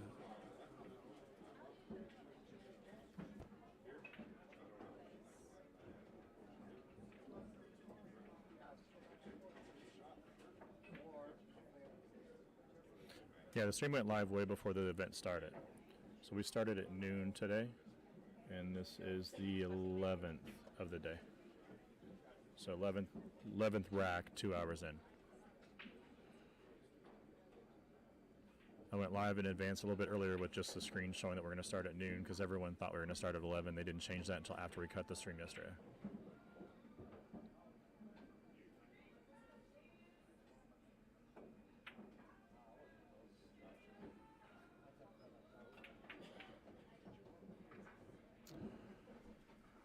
Joven has a shot here on the 7.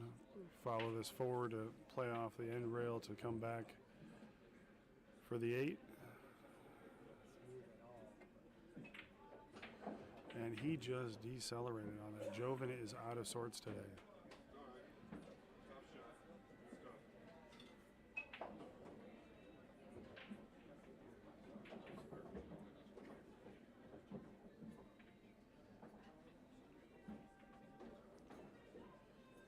I was looking through the actual list. So Joven doesn't have another game for quite a while, depending on the score and how it goes.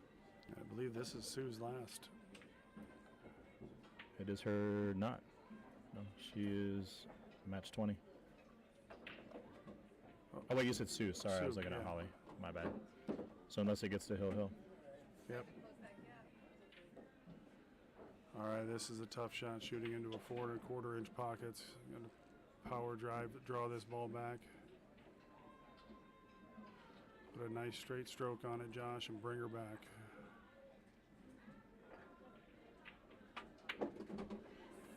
Nice shot. That was a great shot. Getting anywhere past the side pocket was great.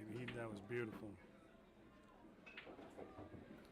As if it was a sigh in the background, it was a yes. Yes.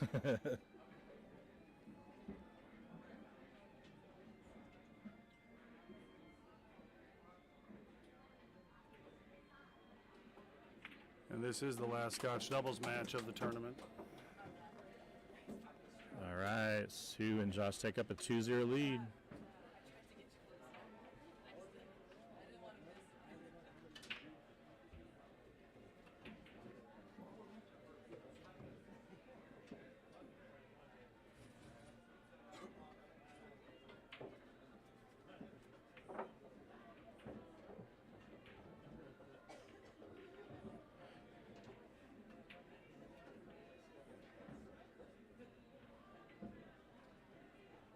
Yeah, Charles is definitely different than yesterday, and as far as sandbagging, there's no benefit there.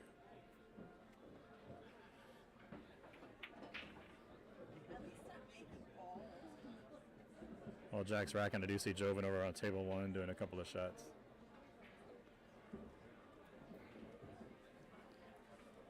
You got Holly coming up to break. Rack number 3 of this set.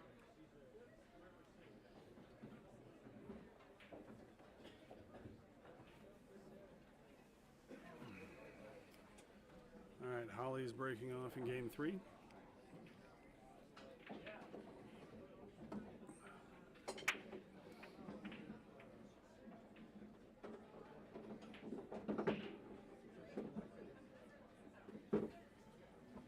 So we got 3 down off the break.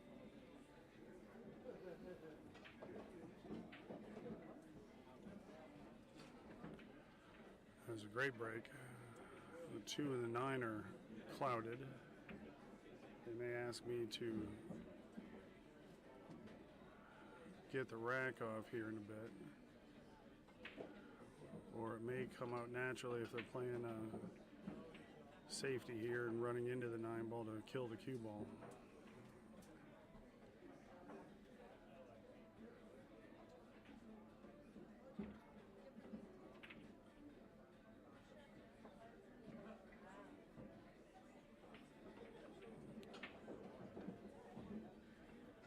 Good plan, Josh. Holly can see the 2. I don't know if she can see all of it to make it. It looks as though she might be able to. Maybe not. Maybe it looks like she might be banking the 2 down end rail.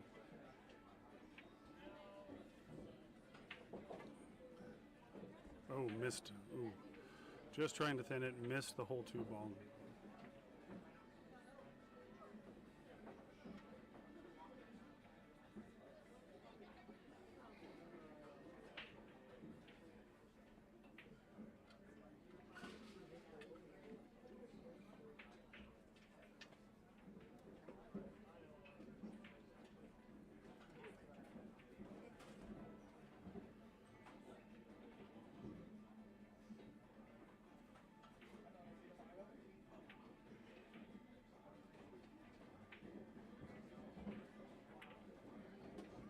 Yeah, signups are still going on. Now it says 42. All right.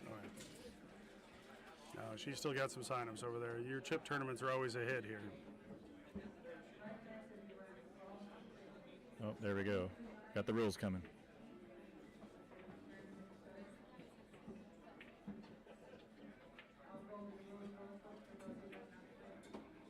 Oh, wants a cue ball to slow down. Okay.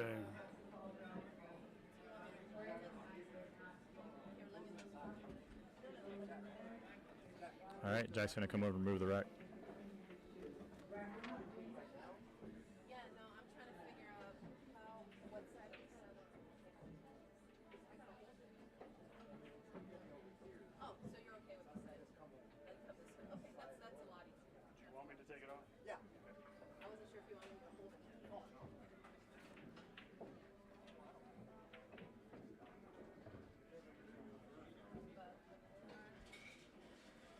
The more I can get you out this way. So I gotta get you.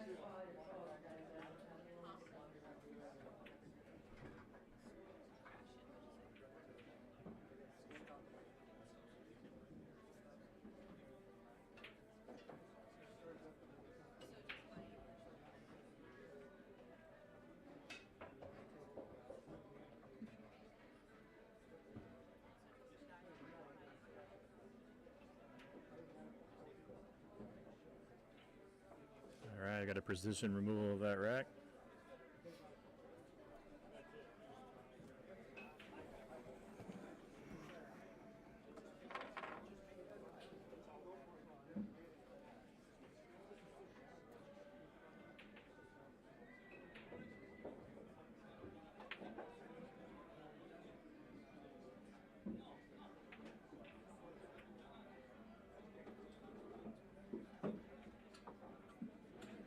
Looks like they're going to probably play the 8 ball in the right side pocket. Draw this one back over to our left.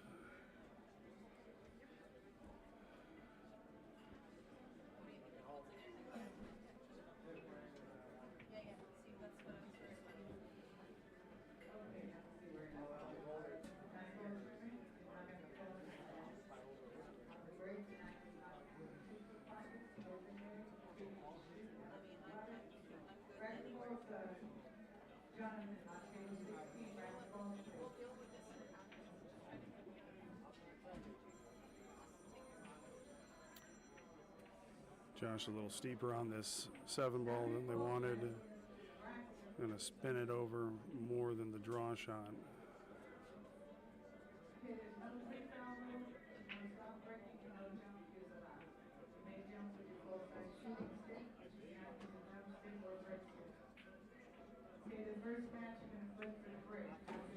Yep, he's gonna hit a little bit firm on this.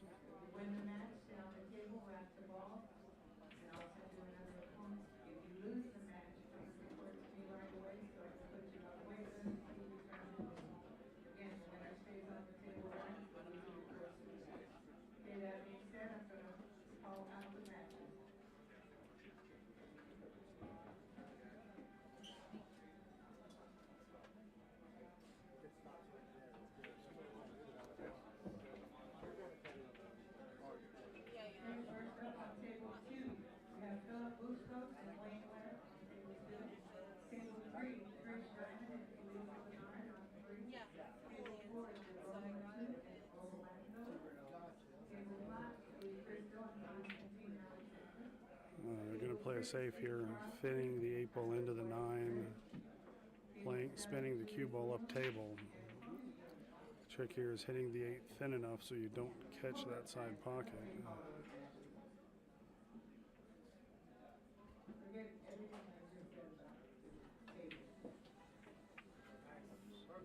So I just want to put the cue ball on the end rail. 9's in the way. That was a great shot. Great play. Mm-hmm.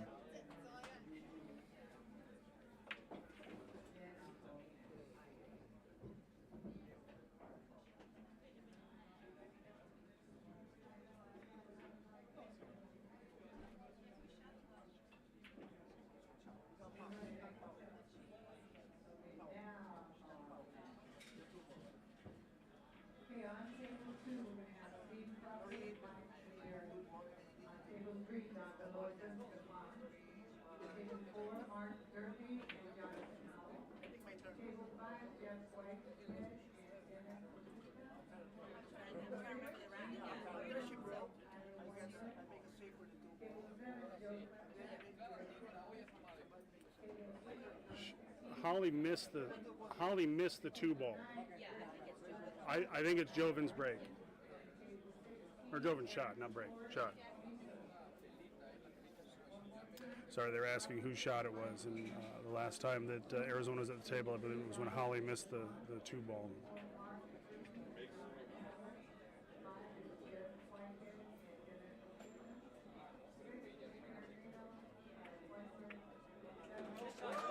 And what a shot by Jovan. All right, now we have a 2-1 game.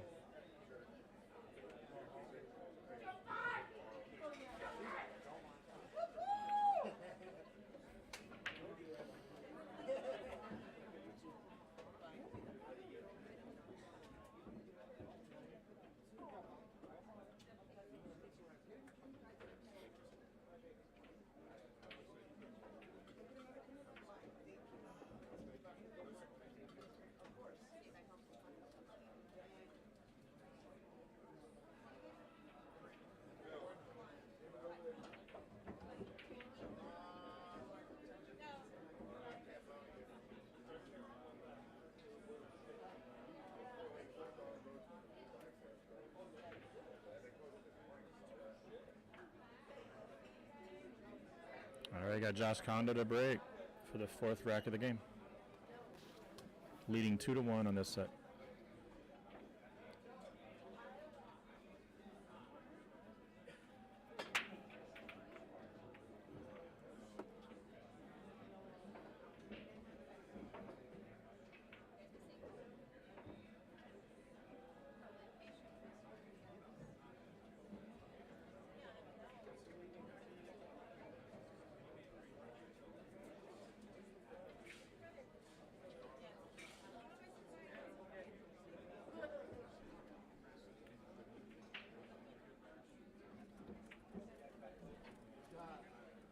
Holly plays a great save on the 1 ball there, putting behind the 2.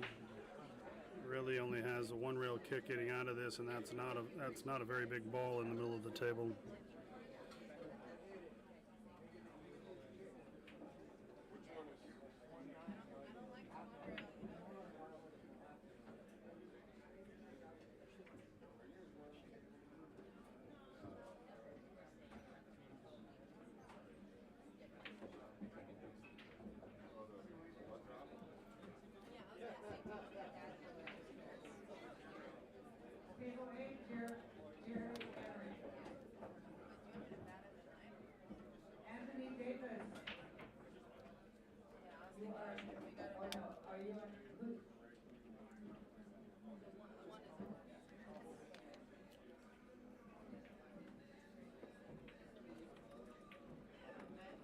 All right, they want them. They're talking right now because they want to make sure they hit either the 9 or the 1. They don't want to leave a potential combo lined up, which isn't lined up. It's a difficult shot, but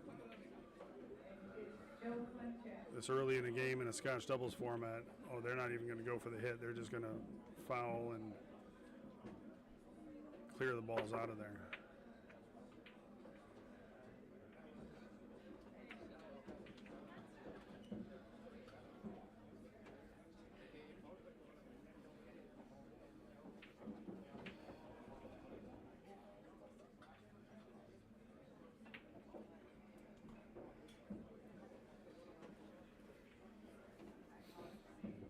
Joven with ball in hand. They are playing the 3 foul rule.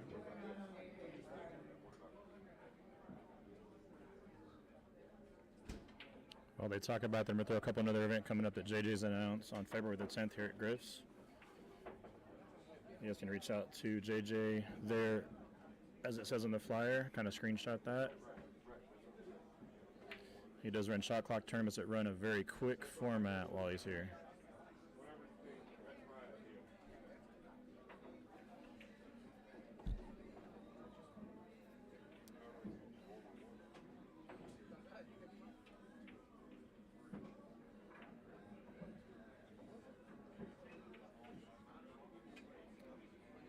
So Joven looks as though he's going to play a safety here. It just looked like he was measuring to try and get the cue ball and visualizing it between the 2 and the 9.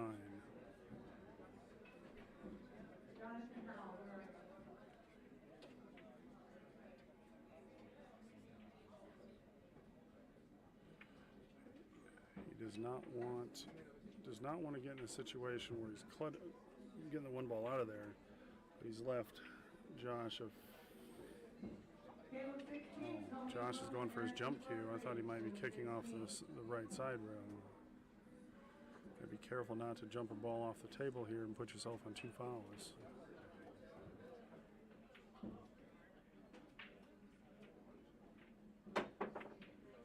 Good hit, good save, good play. All right, they can see the 1, but that's still a great defensive play, great shot on that. Very well executed by Josh.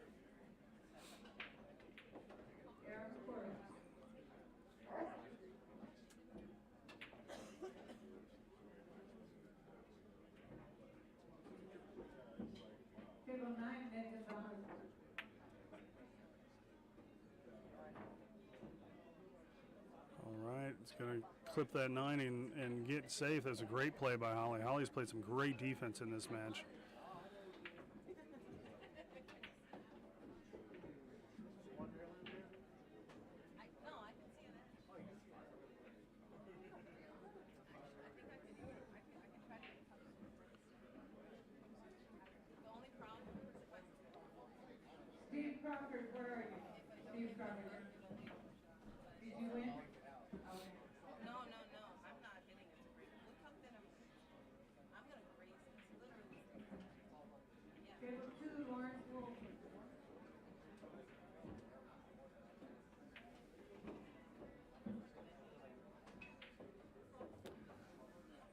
Appears that she has just an edge of the 1 ball and that she can play the cue ball between the 7 and the 4 to edge it.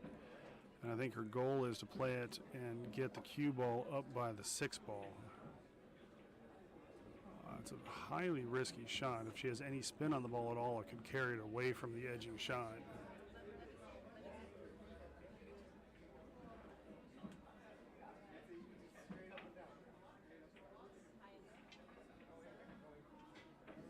All right, looks like now she's changed her mind. They're changing their mind. They're going to play the one rail kick right between there. Yep, that line she's looking at right there.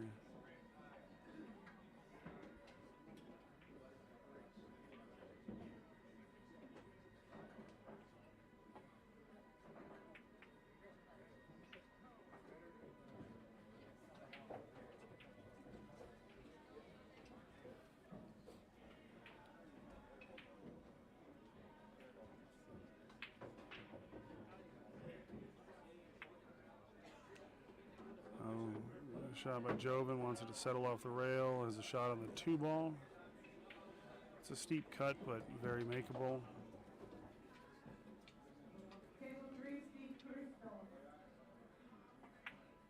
Oh, I like that play better. That's why I'm behind the booth, is I'm a go-off. I like going for shots.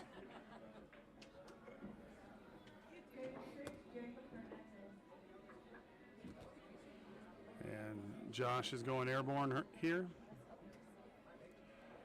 I like Josh is sporting a nice black and red Mob Productions hat. Thank you to Big Time Threads, Adam Kroll on that.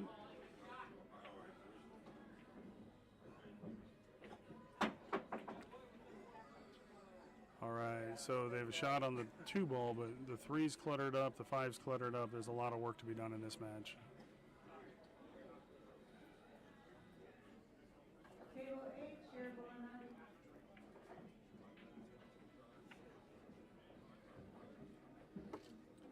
Nice play.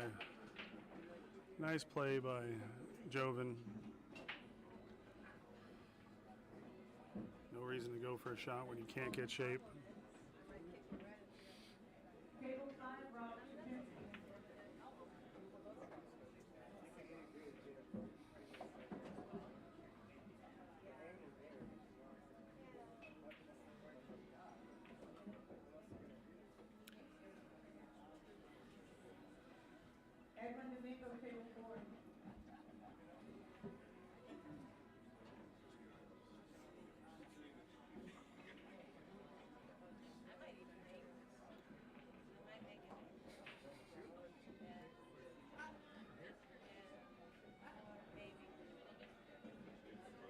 A lot of conversation on the shot. You got to settle on one shot and just let it shoot, let it go.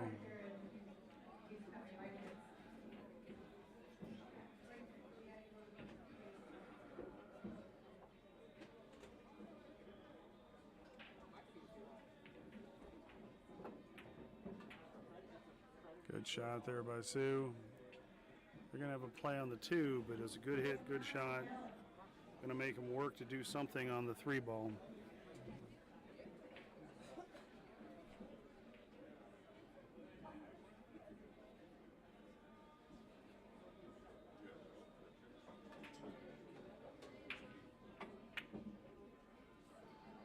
That was a good try.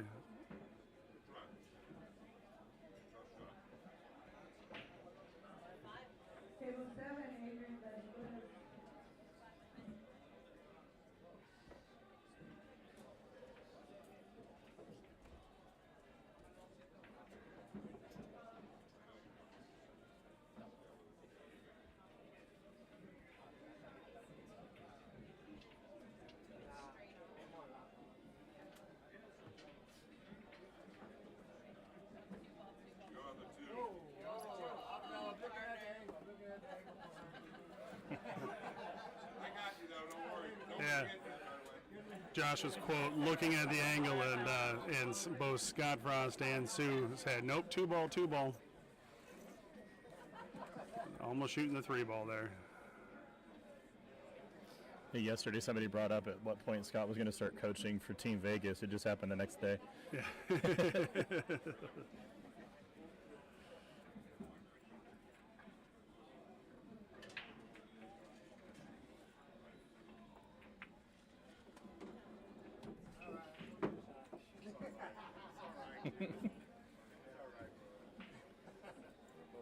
Nice backup. Yeah.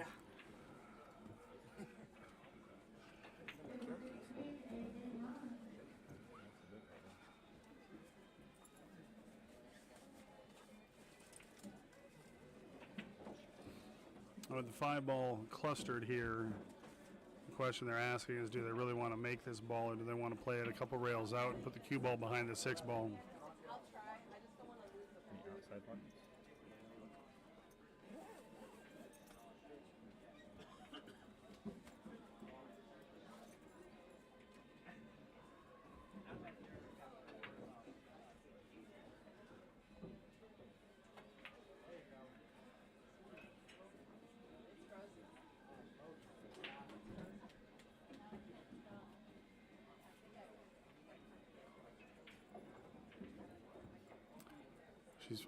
He's frozen to the 6-ball here, but it's hard to tell. It's like almost right on the tangent line. It's so close.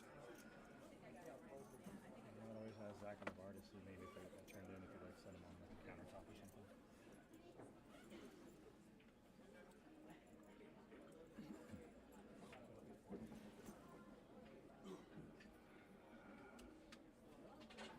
Yeah, Jovin's looking at it like he's going to play the safe shot, just make sure, getting to the rail behind it and kicking it. He's looking at the possibility of a kick and make. Kick and make will bring the cue ball on a line, possibly to break out that 5-9. And if he pulls this shot off, which will be an amazing shot, they'd have an open table for the out, possibly.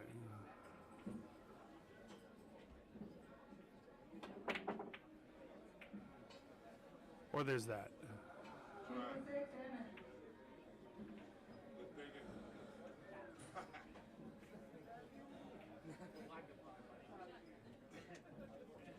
All right, once again, the jump cue comes out.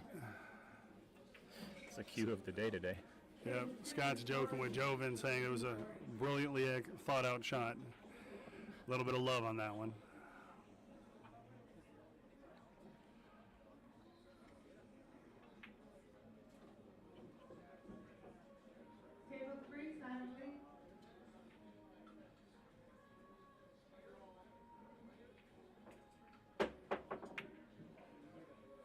Made a good hit on the 3. 3's going to get to the rail, and it bounced up onto the 9-ball. So I wouldn't be completely surprised if we see the 9-ball moving quite a bit here. She may play the safe on the 3, but yeah, she's smarter than I am. Table 5, Jerome.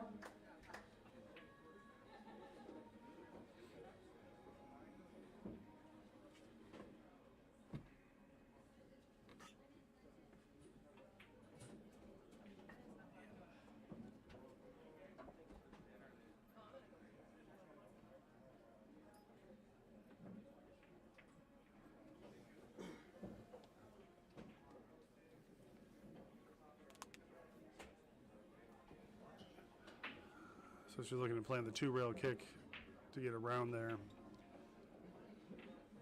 The question really is in speed. Do you play it as a blast to try and get distance, or are you playing a touch shot to try and put the 3 in with the 8-9 and clutter them up? Again, it's always risky playing safe around the money ball too.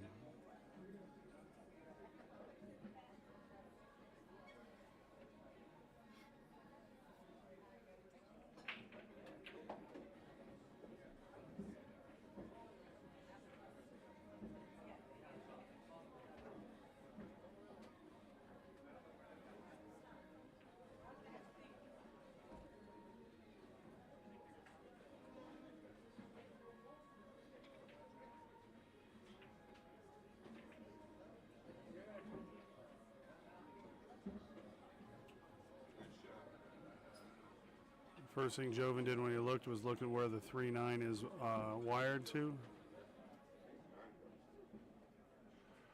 And of course Scott had to come out and tell him that what he just looked at. Table 16, Orlando. He's got a chance of blowing up. It might help it.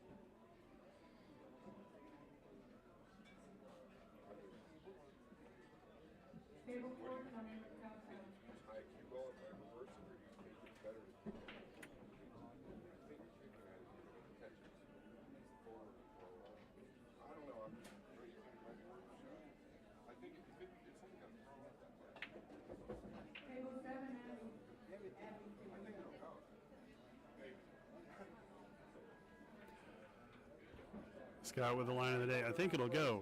Maybe.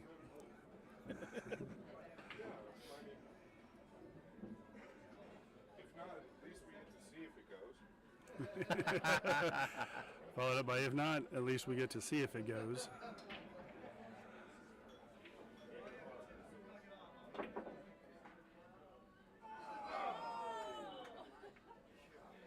And it did not go. Came very close, and now Vegas has a shot for the 3 to the 4-9 combo. Vegas appreciates that coaching, Scott.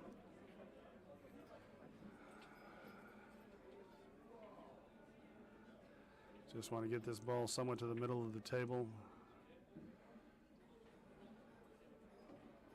Or is he playing forward on this? Is he not going for it? All right, bounce off the rail.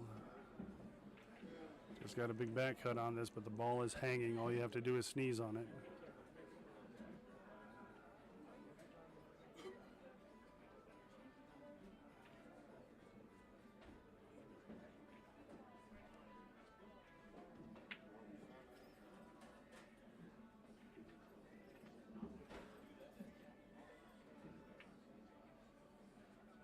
If she shoots this, I think she's going to want her extension.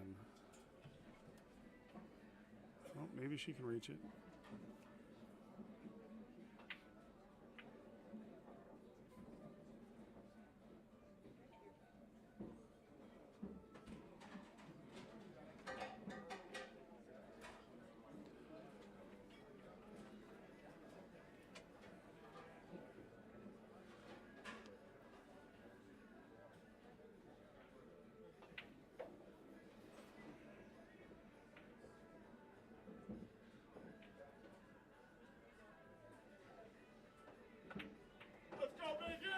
All right. Vegas takes a 3-1 lead.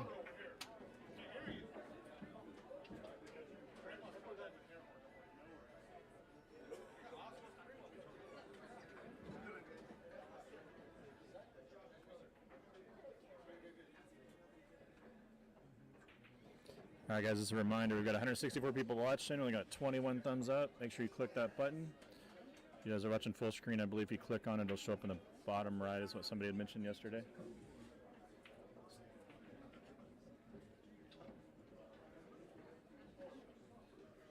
In the process of wanting to build this channel as large as we can to get the exposure pool, continue to grow what we do here at Griff's.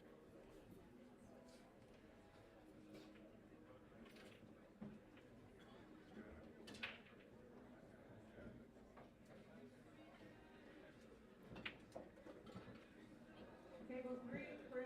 Table 3, Chris. You got Holly to break on rack number 5.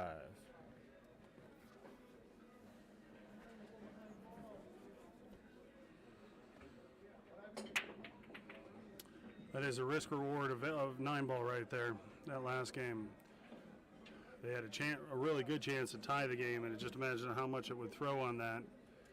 That ball goes on a 4.5-inch pocket.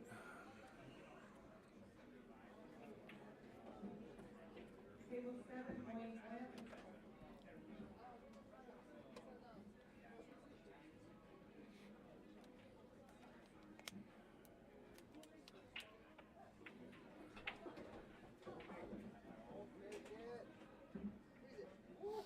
Wow.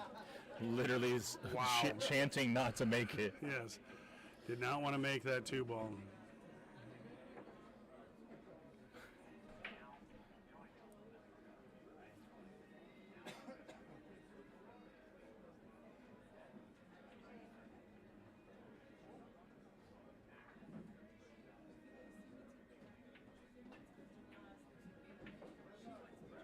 Table 5, Trish.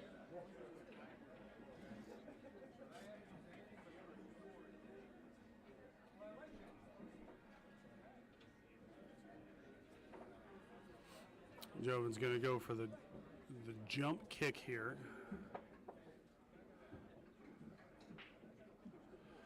Looks like he's playing a jump masse kick. He's jump. Oh, L. Yeah. Well, at least in his case, he cluttered up the 2-ball with the 8-ball.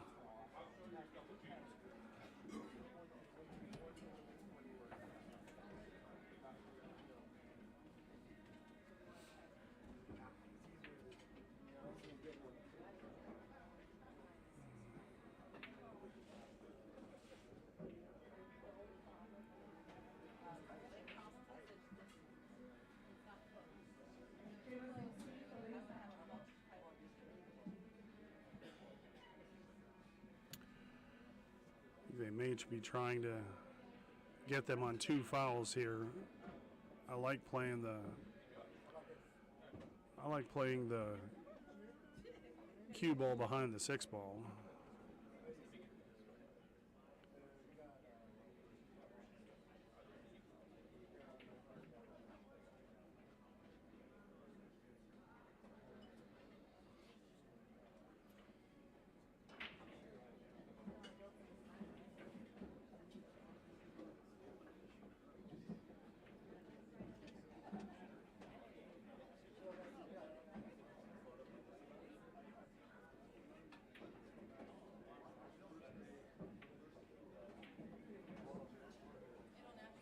And Jack Ripple coming in to check out the action. Running around with Team Arizona over there. Is it really, if you guys are in Vegas, you're missing out. You're going to watch this fun amount of pool today over here in this corner. Absolutely. Great matches to sweat.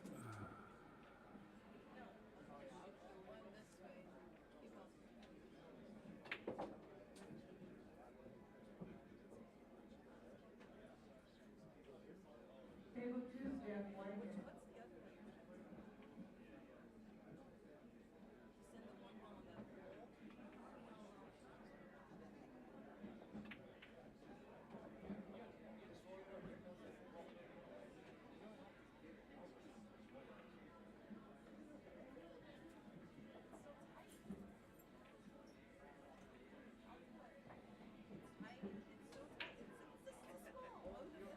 Sue definitely doesn't like what Josh is recommending you do. Table 8, Tyler. There's another shot I like to play here, which is putting the cue ball back closer to the first diamond on the left side of the top rail and banking the 1 ball cross side 2 rails down to the end rail and following the cue ball down to the 6 ball. Kind of a little bit of a force follow through it. You sometimes might be suffering a little bit of paralysis by analysis. Table 9, Mike Nigerian. Table 9, Mike.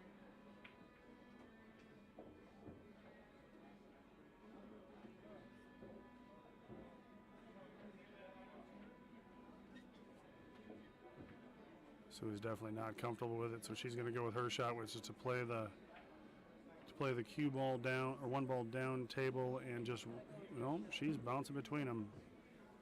Need to decide on one. Decide and believe that that's the shot. Otherwise, sometimes you catch yourself in between.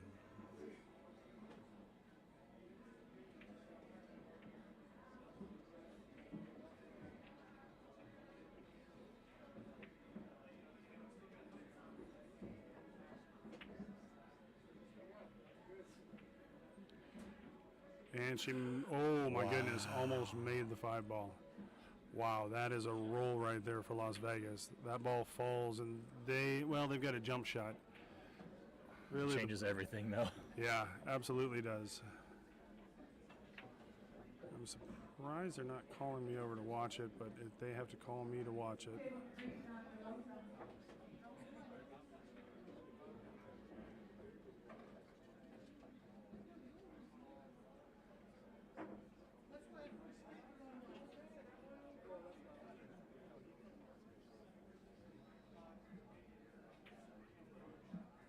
Table 4, Tyler Whitebird.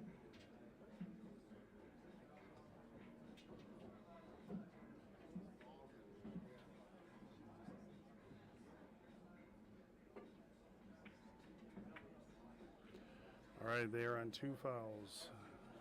Table 6, Anthony Davis.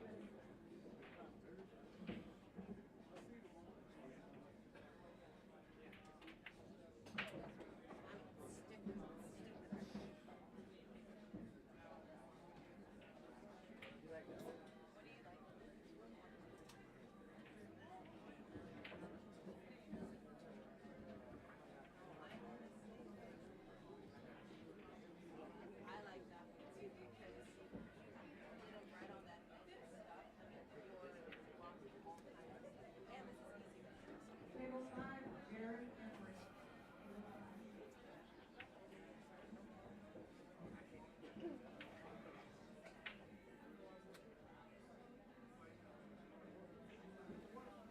have warned them that they're on 2 fouls. Josh is trying to play this ball to kind of stun draw it over to the 8 ball.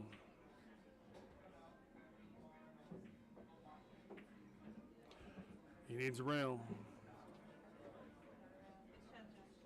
Yeah, and he did. He got it.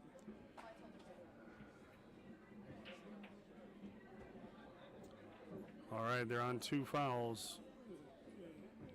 Joven doesn't hit this. He puts it in Las Vegas on the hill.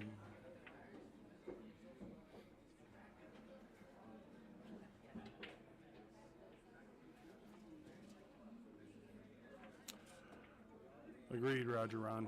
Ranger Ron.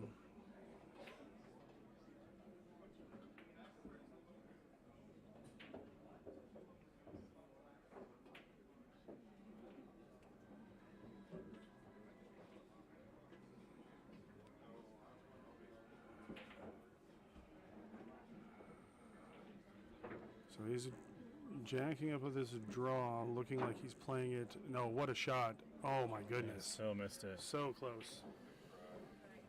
All right, Vegas is on the hill, 4-1. Table 7, Mark. 57, Mark. This is definitely a very pivotal direction here. Going down 9-4, putting Arizona within 2 or pulling it back within 3 again.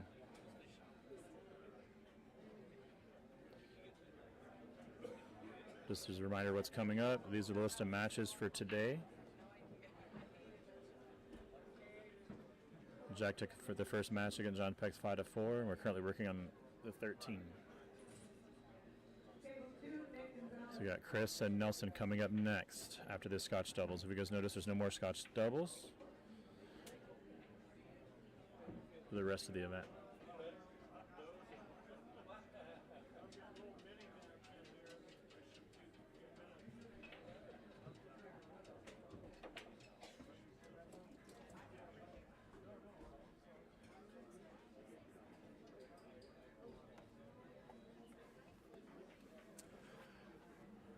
All right, Vegas is on the hill and Sue is breaking.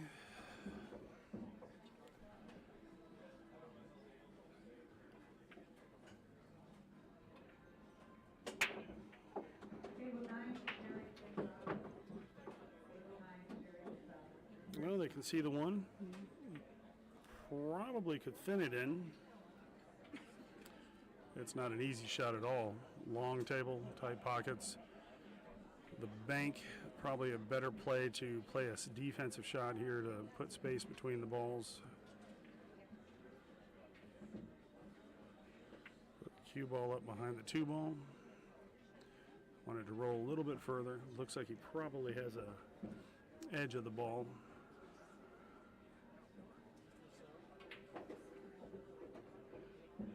Oh, I think Holly stepped to the restroom real quick between games. It will be a Holly shot, I believe.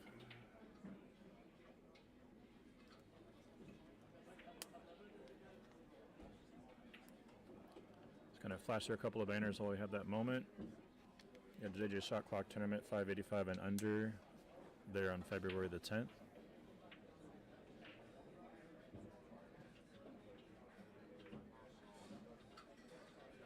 Like we were talking about earlier, Mob's got the Bandit $1,000 650 and under 9-foot 10-ball championship April 6th and 7th. We're really excited about that. If anybody wants to see what we have going on, you can always go to our Mob website, which is mobbilliards.com. That's mobbilliards.com. We should have the remainder of our schedule for 2024 up within the next, I would say week or so.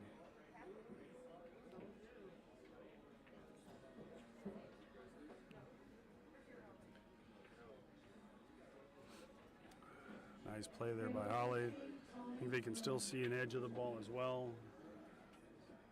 I think so.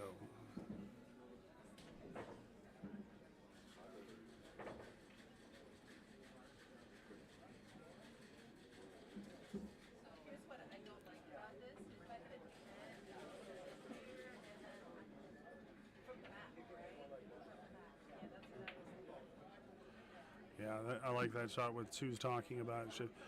playing a thin on the one ball is going to rub it out in the middle of the table where it could put a 9 in play, could put some other things in play. Instead, she's going to kick at it, even though she can see the edge of it, to get the ball out.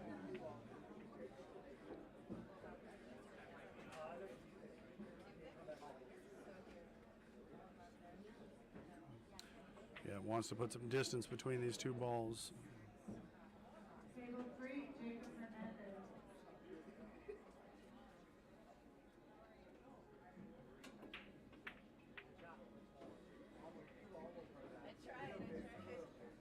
Table 4, Steve Crawford. All right, Joven has a play on this ball, but getting to the 2 ball is not going to be easy with the 5 and the 8 on the end rails. Table 5, Steve Bridgestone. Yep. Didn't surprise me. He didn't go for that. Good save behind the 9. Not sure if Josh can get to the end rail or not. Well, actually, maybe he can. He's looking like he's seeing if he can see an edge of the ball.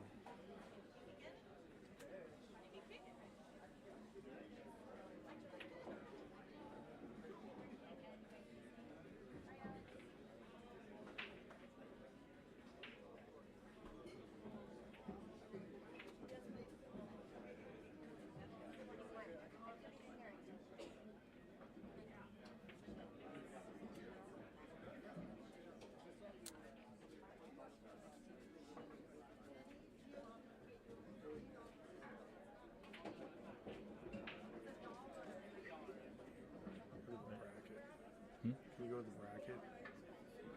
Oh, they won't have. There's no bracket. They won't have games. Okay, never mind.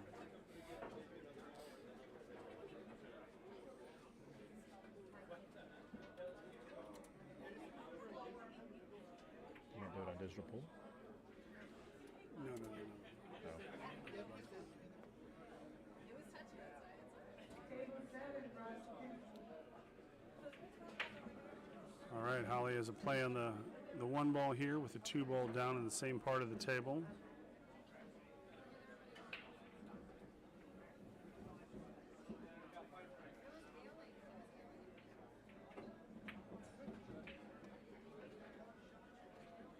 Oh, I think the 6 edged him. I think the 6 got him.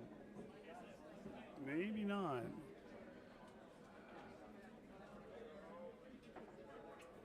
Yeah. Oh, no, she can see the full ball.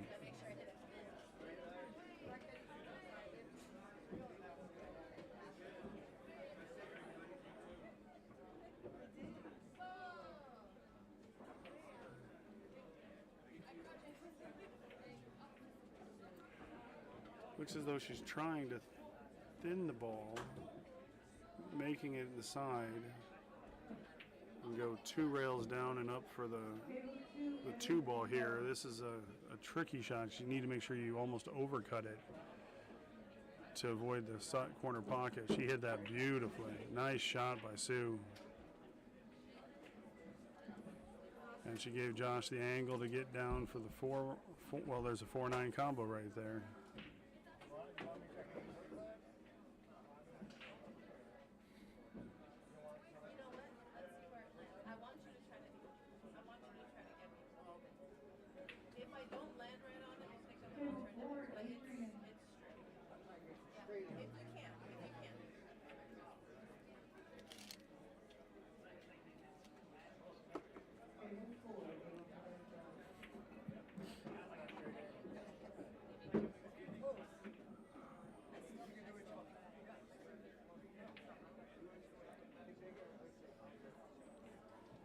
Yeah, Peter, some of these have actually been like paint dry here.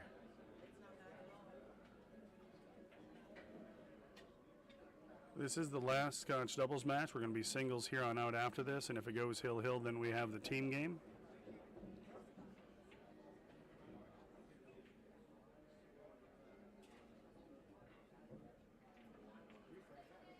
Table 3, L.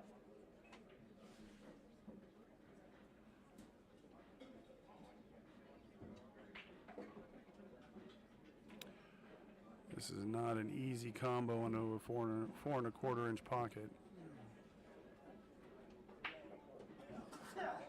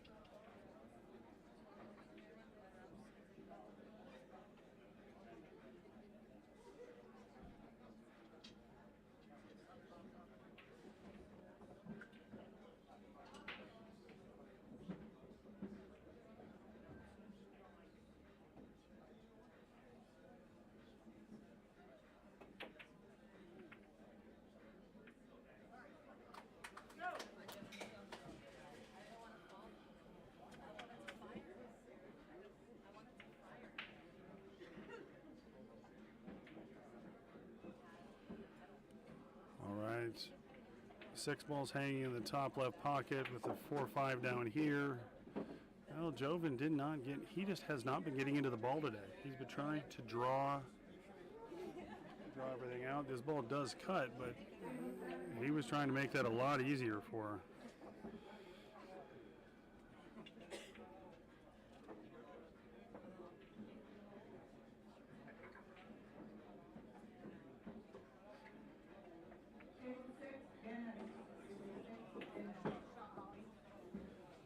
That was a good shot by Holly.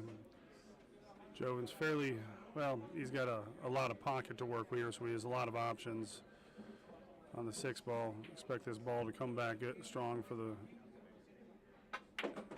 8 ball. Comes back perfect.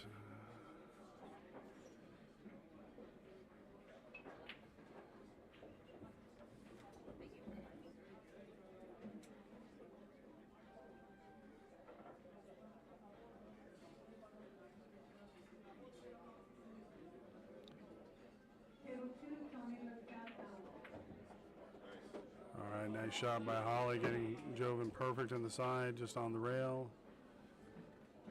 This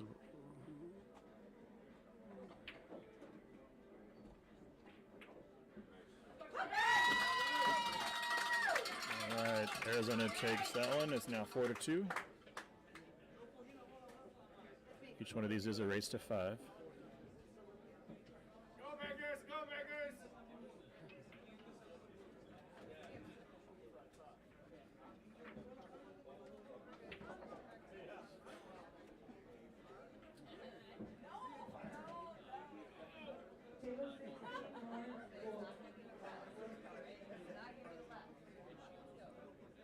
Crowds are definitely starting to fill in around this table.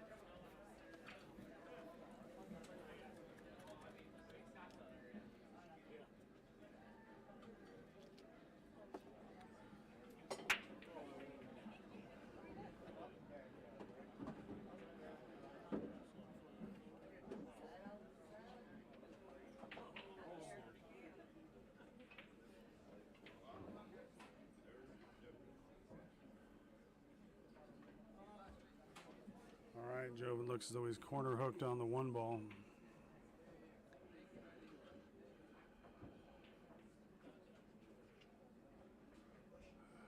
Yep, he's called a push.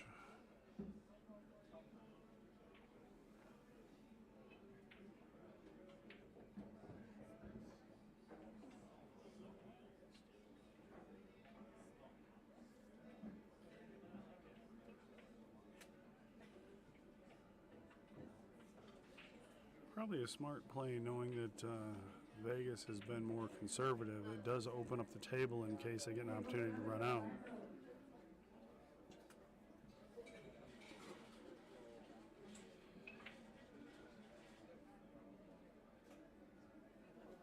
I believe they are playing the same Moscone rules in a push-out where if they give the push back, it goes back to the pusher, so Joven would be the one shooting. So I think they're going to take it.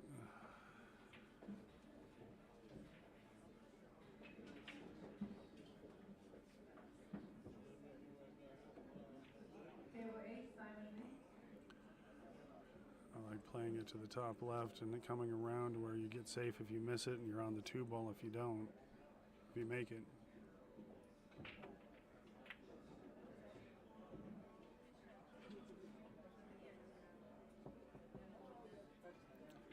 Yeah, if it didn't touch the 3 ball, he would have been there, but just the rub opened it up, so Holly has a look at the 1 ball.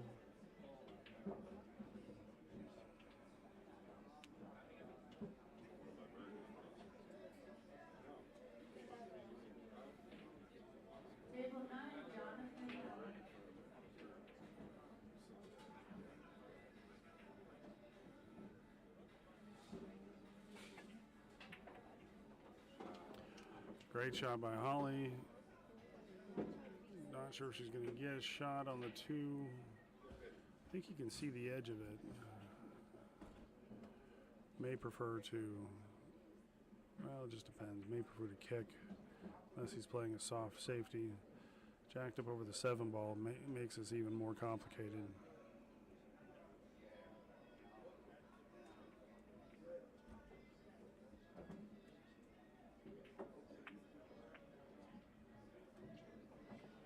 All right, good play there.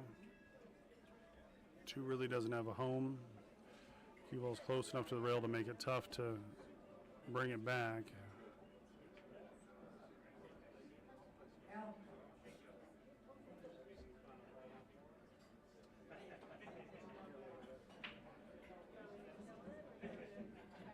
Table 3, G, currently on.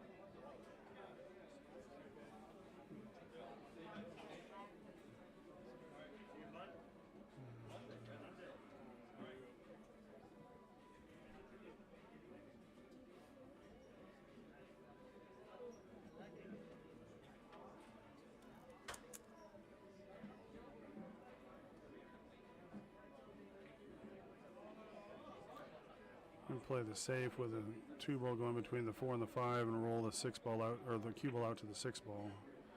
Settle it down. Perfect shot right there. Great save. It's a very hittable ball off the right side rail. Being close to the rail makes it a little bit bigger.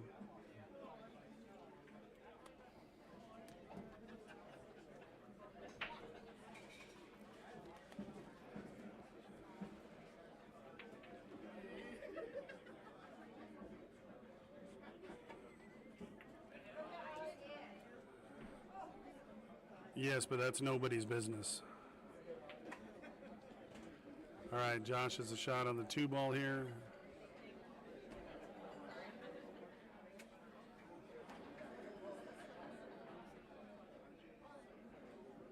Table 2, Trishka.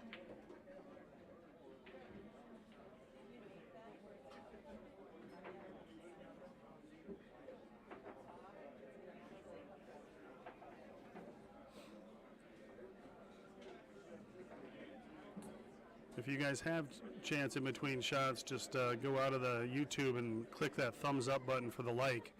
Doing that alerts YouTube to that people that like pool and pool content are interested in Griff streams, so it'll help people find Griff's information on it. So it's a way to help us out by promoting the stream just by giving a thumbs up. That's with like the restream and connecting to all these events in here. That helps like Jack's events with Mob Billiards by having restreamed through Griffs. It's exposure for everybody. Absolutely. Table 16, Joe. Same connection with like Savannah Easton doing a lot of reels and a lot of promotion in here. We tag each other. We all try to promote the actual sport. And I know this sounds a little silly, but even if you just like a post on Facebook, give it a thumbs up, those kind of things. You don't need sharing things, but those things do help everybody in the game. It just takes a second to click the like button. Yeah, we're sitting at 164 viewers, but only 28 likes. Let's see if we can push those likes up to around 50 at least.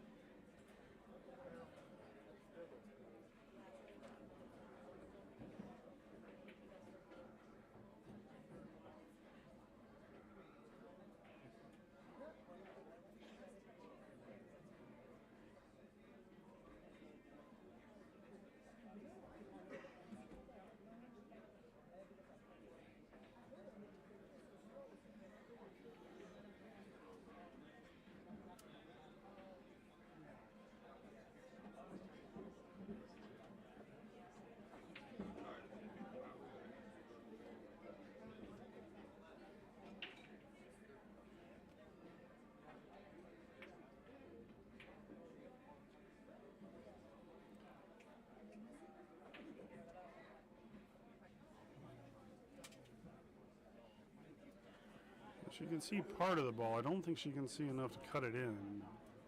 It's hard to see from here.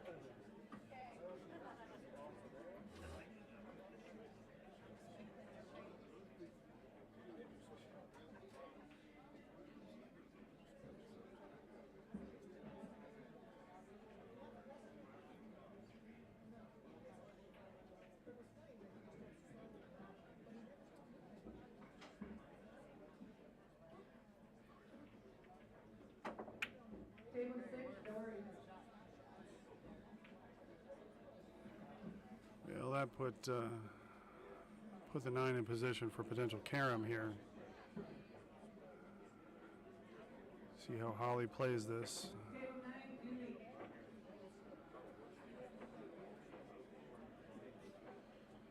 That's going to come over to analyze it as well. Yep, this is a good coaching timeout, because one of the things I like to play here is to play it with bottom outside spin, so the cue ball kind of comes down to the rail almost between where the 3 and the 9 are, but that outside spin lengthens it so you're running into it. It makes the 9 a very big ball to pocket. Yep, that's what Scott's saying right here. He's telling her to play it as though she's banking the 2 ball, but put it with bottom outside. Just feel it, man. You got it.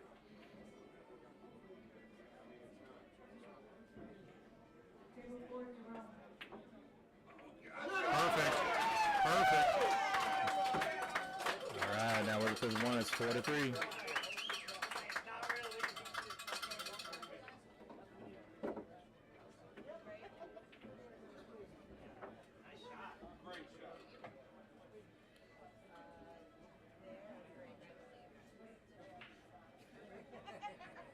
Again, I'll throw a list of events coming up here at Griff, so Jack is racking those balls for Matt for the next rack.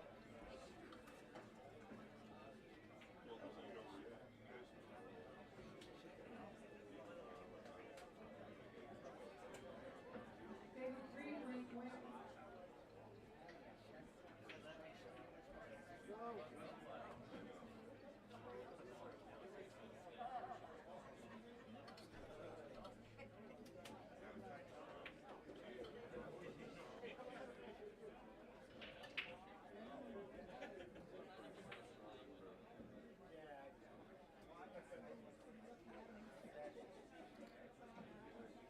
All right, for the 8th rack, we've got Josh coming up to break.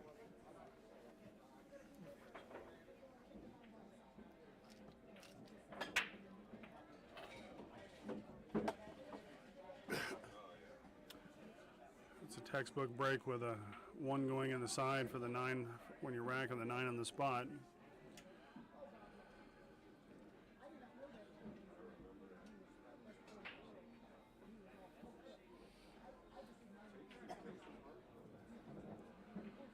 Sue has a play on the 2 ball.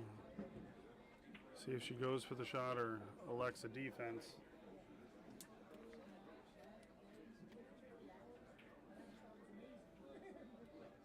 Table 16, Jerry.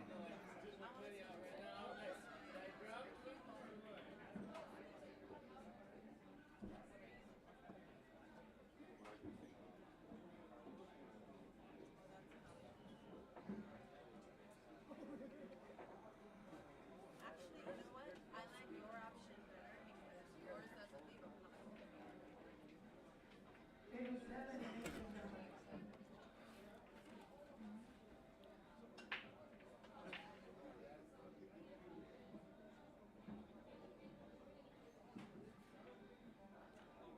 Looks like she's playing a defensive shot here.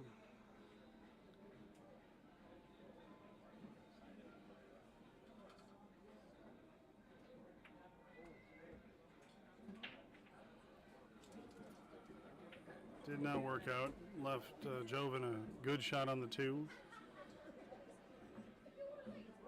4 is a trouble ball on this table. It's not impossible to get on, but definitely will take some work.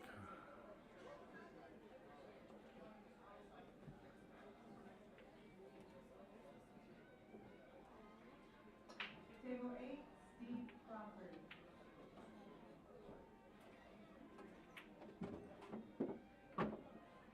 I did not want to bump that in front of the 8 ball. Now the 8 does not go.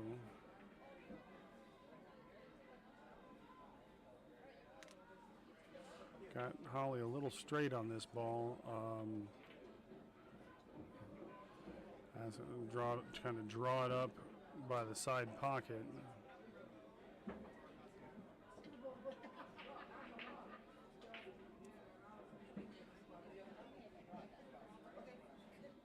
Not from there, not from that angle.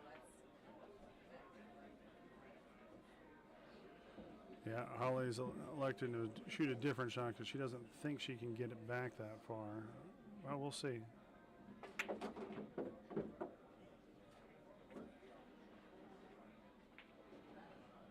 I think we're going to see a defensive shot here, unless he likes going for it. But with the 6 ball there, just a stop shot is a pretty sound play. It's not an easy shot on the 4 ball.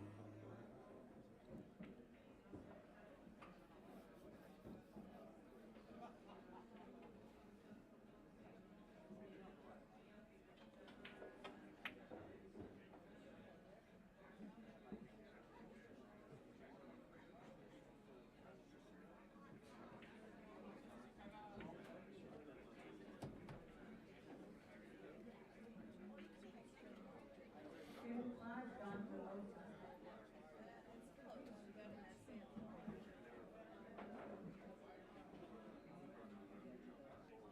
I can see, Aaron, your point as far as on this specific game, but if you actually watch some of the ones yesterday, it's been very, I guess, consistent on both sides.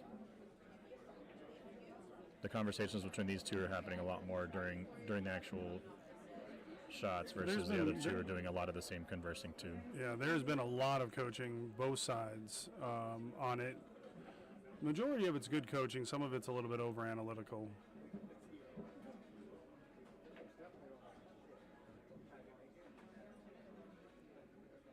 If you watch Moscone, they're doing the same thing, but they know that they're doing it within a certain short time limit, that they have Yes. to be, here's my advice and done, walk away, let the player take the shot. They're playing with a shot clock in the Moscone Cup. So. Yeah.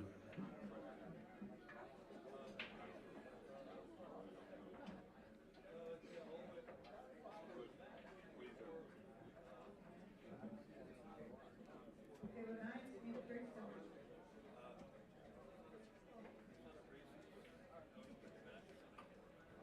Again, Aaron, we don't disagree with you, Gracie. but we also don't set the rules for the event.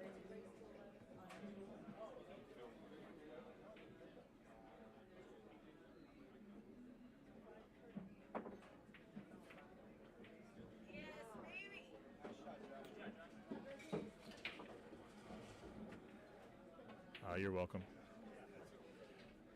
You also have to consider Vegas is down 4 points in this actual event. This is a very, very, very pivotal moment. Well, it's a huge point.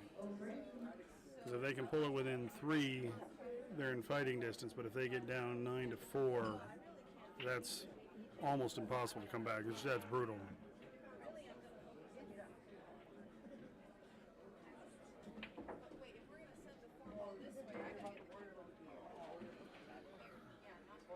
A total side night looking around at Griff's right now. This entire place, all the tables are going. The place is busy. You've got pool on the TV watching the stream. Got all the events as far as everyone playing. You got a couple of football games going. The Raiders are winning. It's definitely the place to be. Green Bay is currently leading.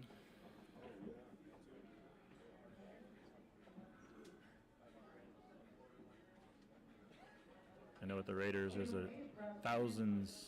tens of thousands of fans at the game because it's over at Allegiant going on here locally. The Knights took a win last night, which is very positive after the They've been the struggling. shellacking that I watched live the other night. They have been struggling this year. They started great, but then they just ran into some issues. Sounds like once Aiden Hill got injured, everything just kind of shifted an entire dynamic. Absolutely. Cue ball rolled out, leaked out a little bit on him.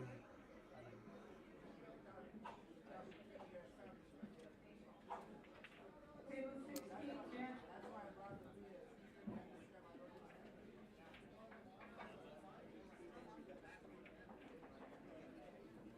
Table 3, Tony.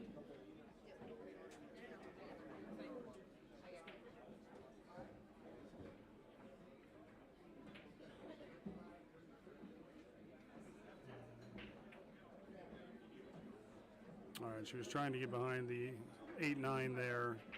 Didn't leave an easy shot here, but definitely left a play on the 4 ball.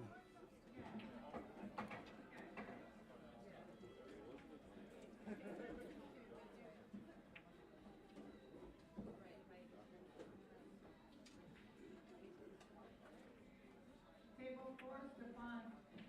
Yeah, 15 grams. Oh, He that's actually a stopped beautiful by. shot. Beautiful. Oh, just bumped it.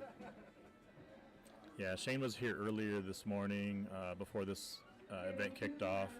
I know he currently went across town to visit a couple of other rooms, just kind of make a tour while he was in Vegas, but he's going to be here later on today. Oh, he made it in the side. Oh, almost. Almost did.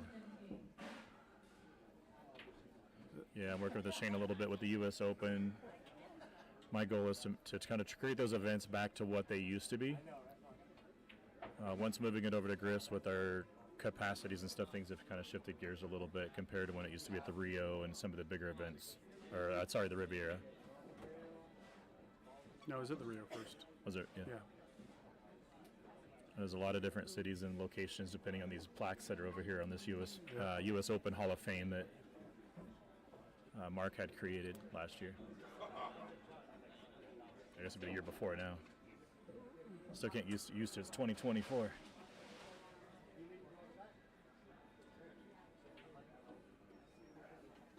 No, it's going to be a spectacle. Come for the BCA World Championships and stay for the 4 U.S. Opens. Is it 8-ball, 10-ball, bank pool, 1 pocket? 10, 8, bank, 1 pocket. Okay, 10 balls first.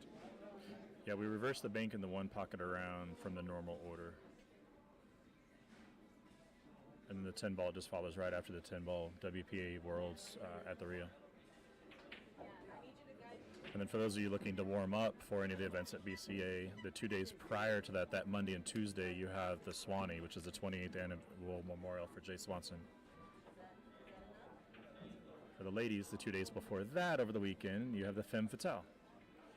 You literally have 30 days of events here in Vegas from February 17th, I think, to March 16th. I guess 1 month. We're short on February days. And jumped over the edge of that ball. And to carry on to that, if they stick around another week after the U.S. Opens, there's the Andy Mercer over at Rum Runner. We can just get a change of address form for some players. Well, Vegas is a destination city for a lot of players of all skill levels.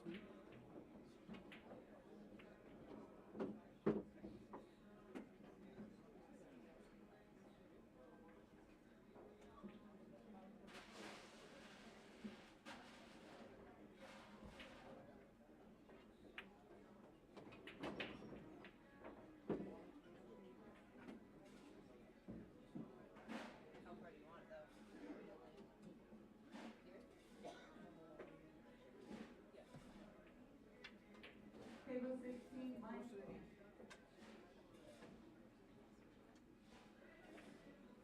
Yeah, Steve and I also know, but I don't necessarily don't share everything.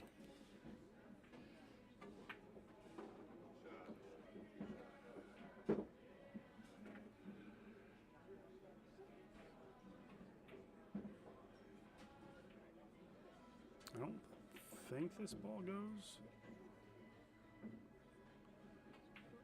Looks like it's blocked. I think it's blocked by the 9. Yeah, it's blocked by the 9. It is. He's going to play a safe, put cue ball behind the 9. Just don't want it. Oh, and he's on the 9, so he can't go to the left side rail. So this is going to be a 2-rail kick, probably around that top left corner.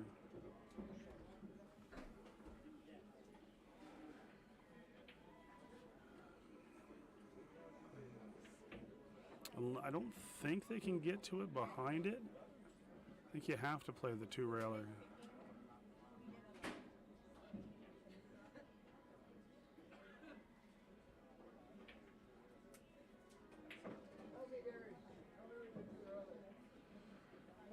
Got a third party putting an opinion here. Got Gary coming over from Good Times.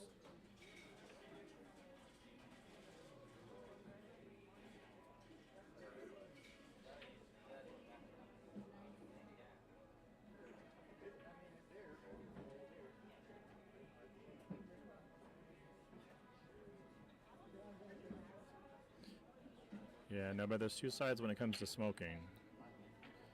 So I'm definitely one that's available when you're in Vegas when it comes to gaming and just normal bar environment. And you have others where, like Mark, making this place non-smoking. I think it was I don't know if it was the first one here, but it was the first. Well, Good Times Pool Room isn't smoking, but you can smoke in their bar, so it kind of wafts in a hair. Yeah. Yeah, I think Griff's was the first non-smoking pool room or pool bar. And now there's Bangin' Balls. And, I think Q Club also is no smoking now. Yeah. So it's a growing trend with some things. Curious how many people it takes to do a 2-rail kick. I'm currently looking at 5. Let's get Ozzy over here, get them all in. I was actually going to suggest to see. I know. I was going to ask and see if Scott wants to come over and put his 2 cents in. Ozzy's over from afar, just like, okay. All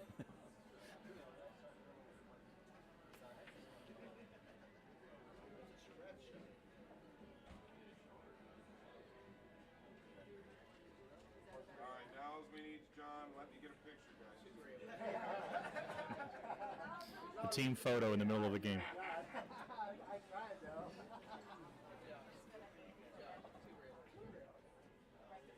Ozzy did come over.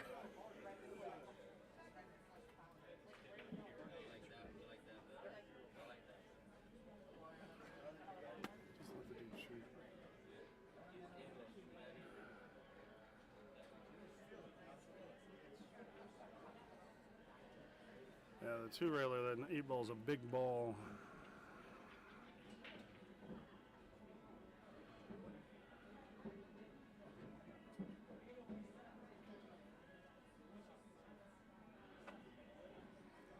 Yeah, you get that much time to think about things and whatever you're doing and talk about it, you're talking yourself out of it. I mean, that's where the coaching just actually probably hurt Josh in the shot. He should have just got up, looked at it, and shot the shot. Table 8, Edwin.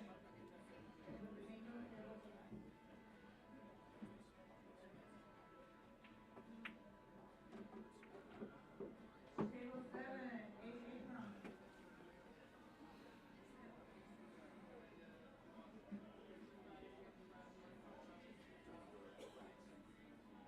Table 3, Anthony Davis.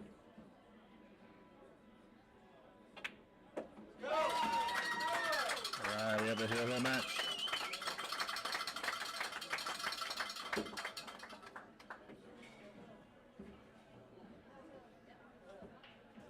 Table 6, Aaron McClure.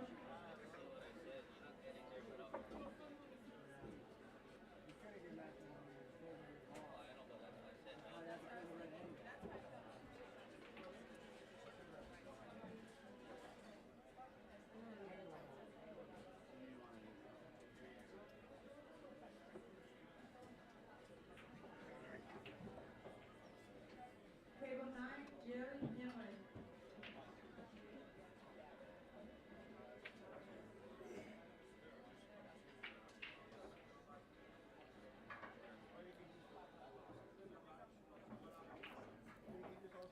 Arizona's currently up 8-4. We got a hill on this 13th game.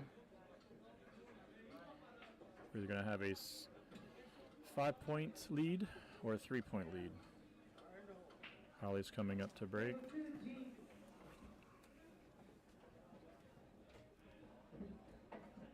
There is an end in sight for this Scotch doubles match.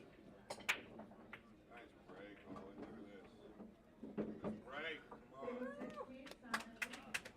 Holly's breaks have definitely been a lot better in this set. Well, she's breaking very well. Got perfect on the 2-ball. 3's down there. Everything's wide open.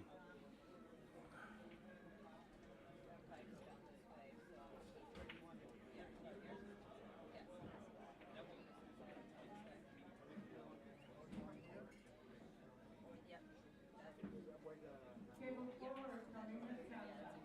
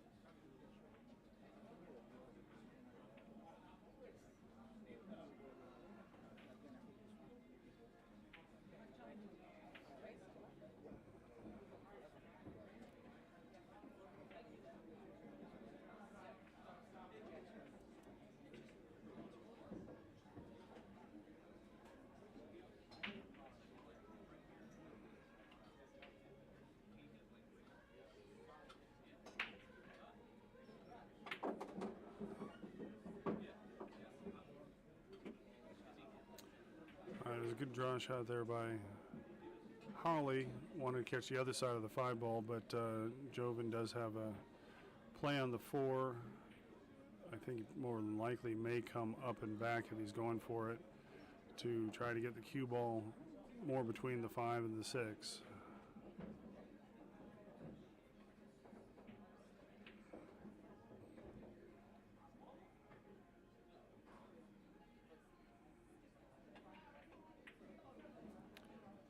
He wasn't sold on the shot and steered it a bit. Go Vegas!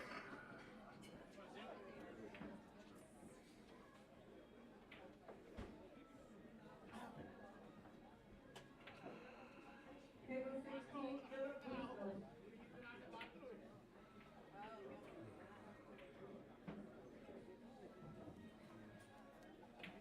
Table 7, Chris Durante.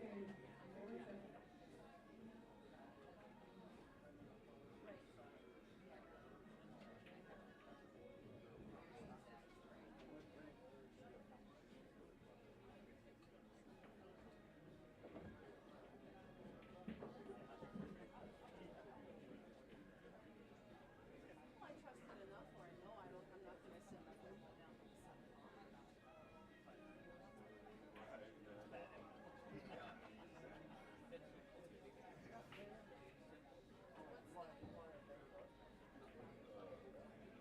Yeah, Gary. Yeah, that's Table 8, Lawrence Wolf. Oh, you want me to bank it that way?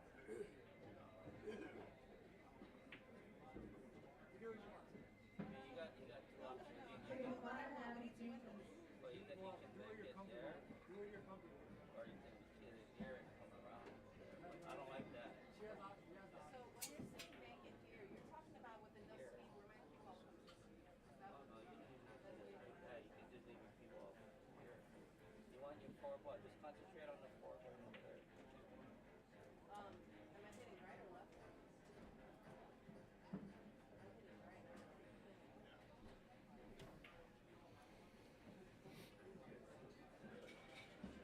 I just feel uncomfortable. I just feel like I'm sell it out.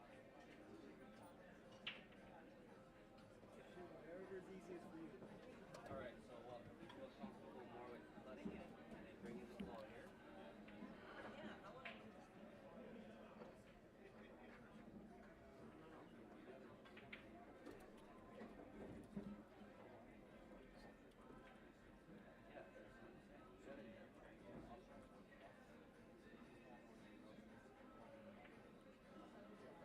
Again, we're over analyzing a shot.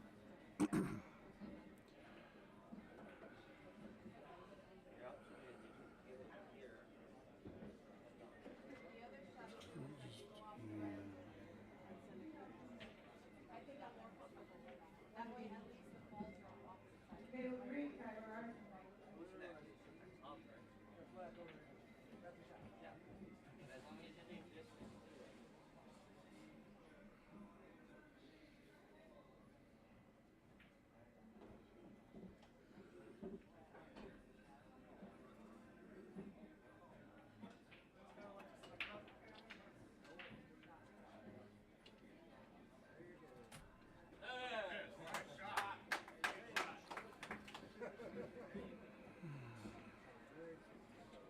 Well, a couple people woke up to clap on that one.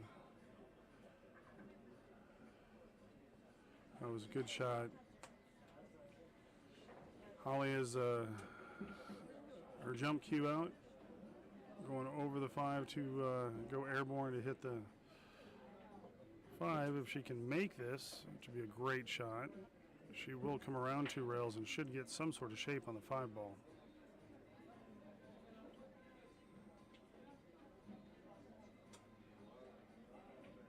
Table 9, Felisa.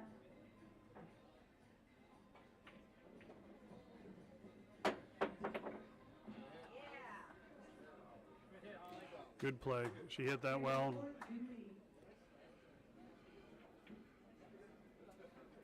I think Josh can see the 4 ball. Doesn't have a whole lot to play unless he goes for a bank.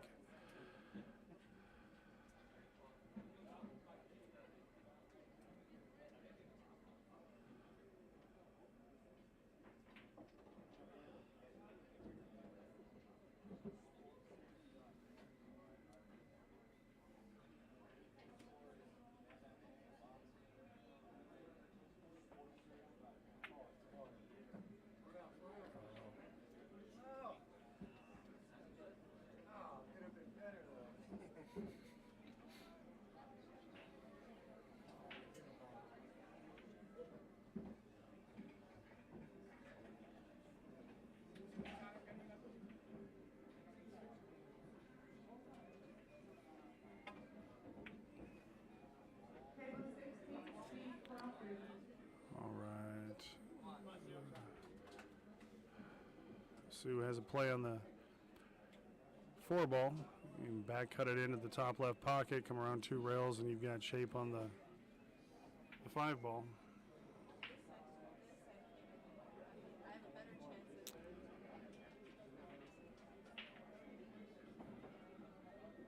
Apologize for the slowness of everything, but after this game, this won't be as much of an issue. We hope.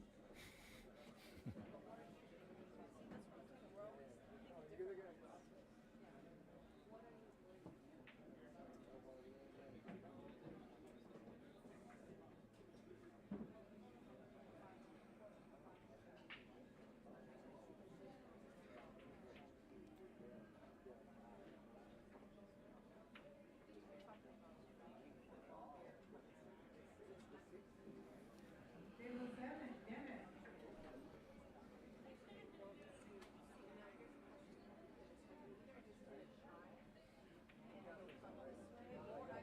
Table 2, Jerry Gonzalez. With the U.S. Opens, is the stream on that going to be pay-per-view, or will that be through YouTube?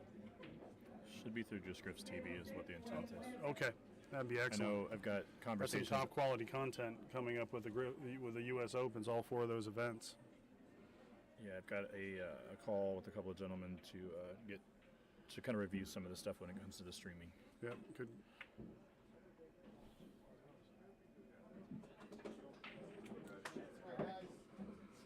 No. That was not. That's correct.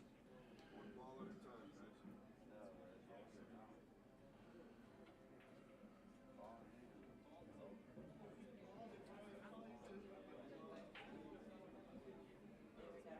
Yeah, when it comes to doing streams and actually doing events, if you have nothing to do with the rules and the regulations of the event, there is nothing that we can do.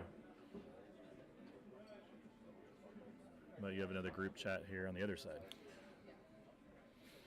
Well, there's been a lot of coaching both sides, but Nevada's been over the top Extremely. in this match, especially.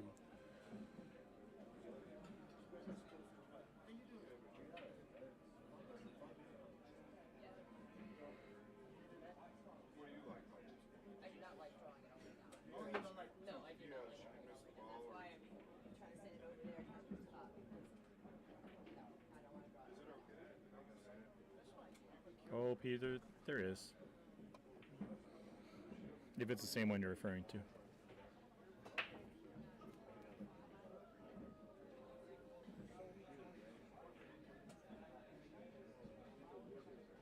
Let's just figure it out. There's no rush. I know. Think about what I like to do and how I would do this. The last one went 5-4 Arizona. Table So you're looking at this as the 18th rack in 3.5 hours.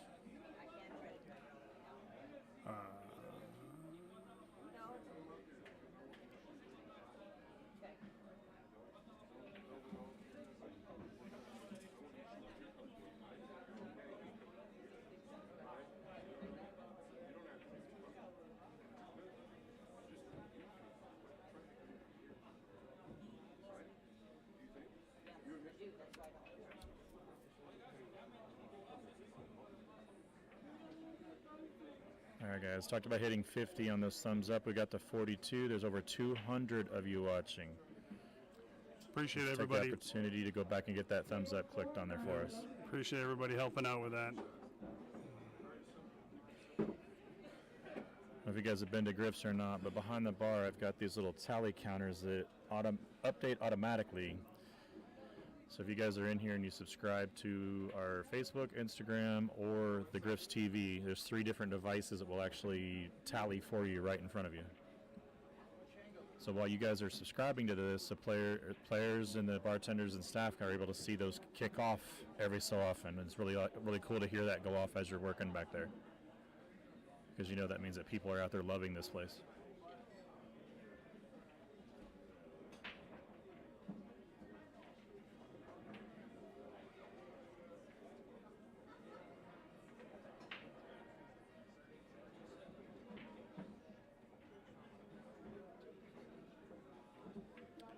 Yeah, Edward, the hour per is what we were kind of estimating out as far as the start times each day, just to be able to continue to operate grifts and kind of open up the areas around this table. Yesterday, as late as it went, we chose just to leave this whole area quarantine Joven off, not to reset it. Joven with a good shot right there. And scratch. What still a scratch to horrible the roll. side. What a horrible roll. What a great shot, and just rolled about a foot too far. Actually, just a couple inches too far. 3 balls away from moving on from this match.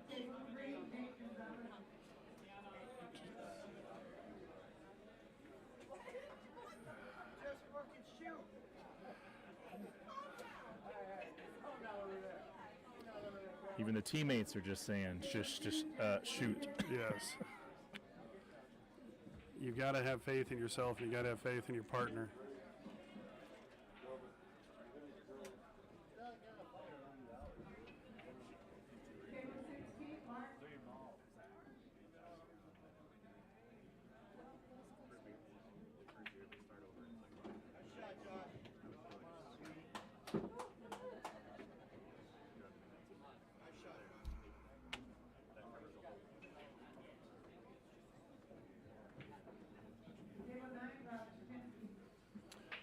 Next matchup is going to be Chris Adams versus Nelson Monteith once this match is done. And I am going to go order the chef's salad. They've got great salads here at Griff's.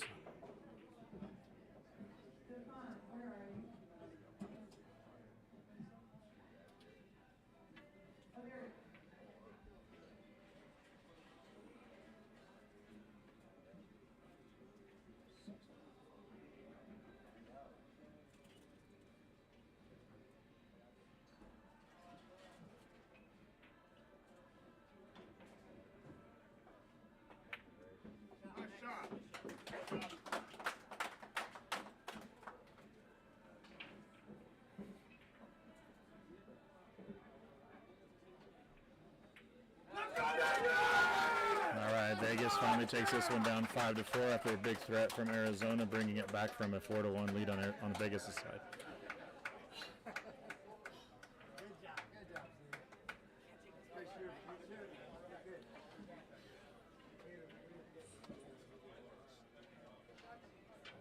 All right, make sure you guys support these sponsors that are going through this bottom right-hand side. You have quite a few locations around Arizona and Nevada. The 2 different reels are based on each team's sponsors.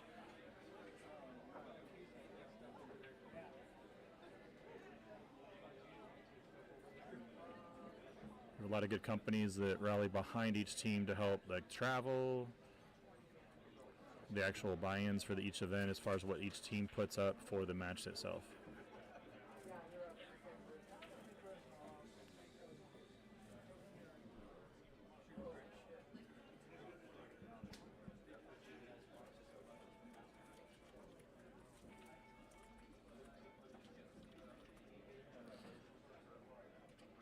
Flash up the list of matches today. You got the ones in all caps are the actual winners.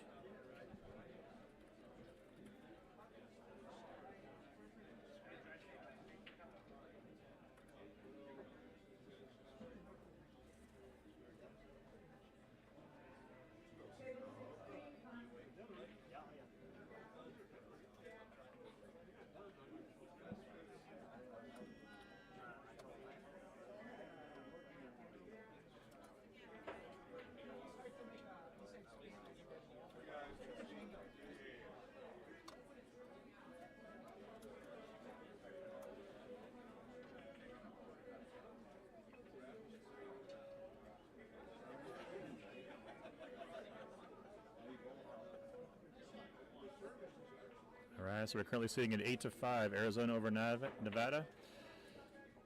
We are a race to 11. Arizona needs 3, Nevada needs 6.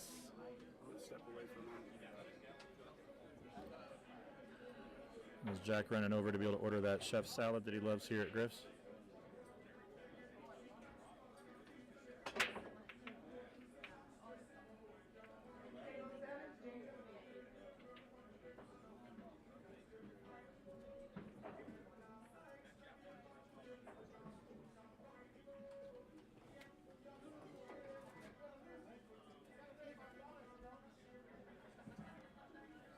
Yeah, Jeff, it didn't seem yesterday it was really too crazy until it was the ladies' match between Holly and Sue. Then it just got out of control on both sides. I know Arizona was up almost every single shot with Holly, and then Nevada was up every single shot with Sue.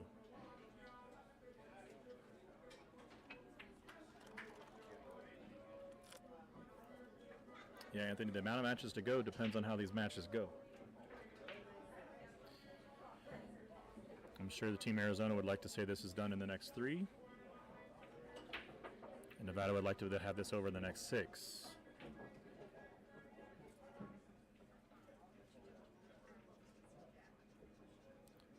But we could get that Hill match that the poll said that a couple people voted for.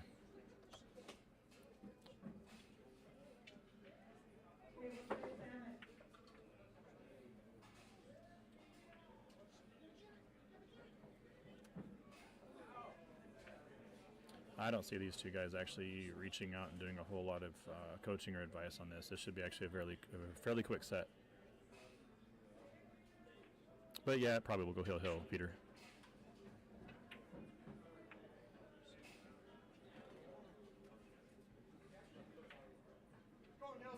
Table 4, Steve Grissom.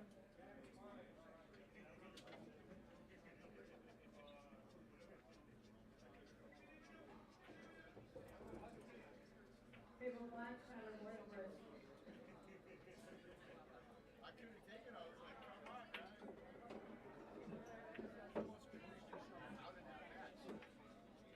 Don't jinx us, William.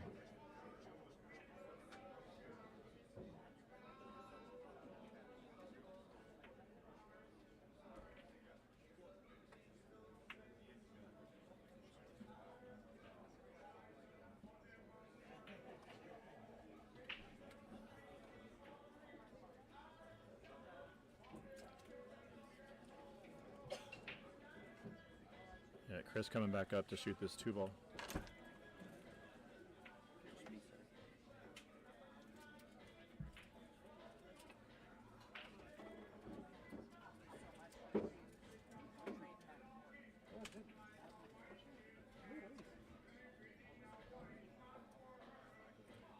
Table 8, Bill Punchak.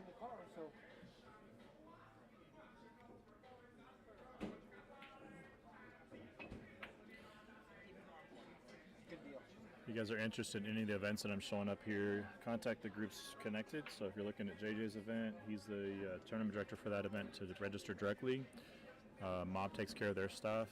Table 3, If you're looking to register for the Femme Fatale, Bao Wen is the person to reach out to.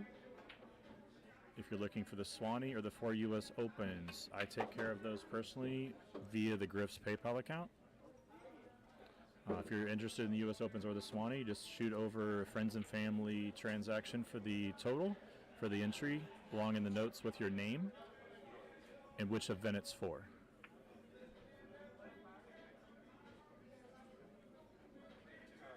I have a feeling the U.S. Open this time around, is actually going to fill up, so I definitely suggest those that are on the fence about it definitely to get those entries in, especially the amount of emails that I'm fielding from all over the world.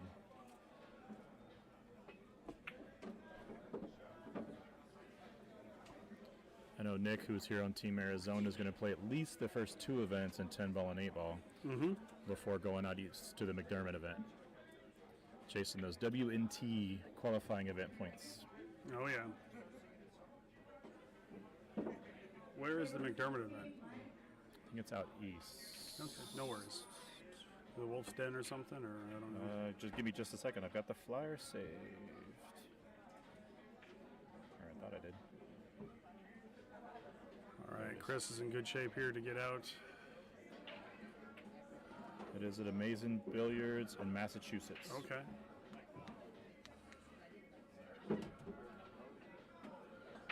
My numerous screenshots of flyers and things that flash by on Facebook.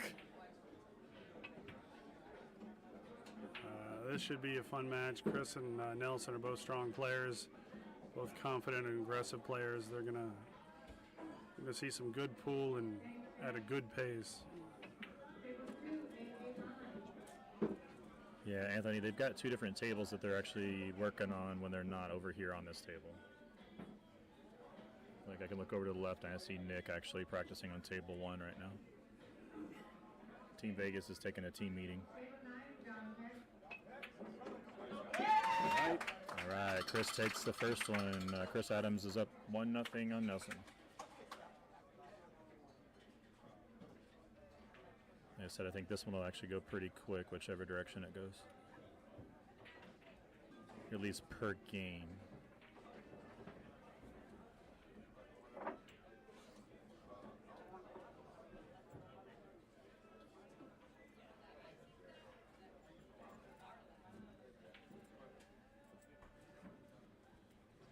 Again, there's your lineup.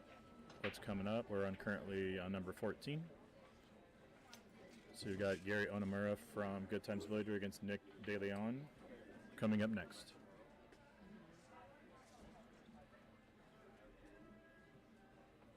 Table 7, Errol. Table 7.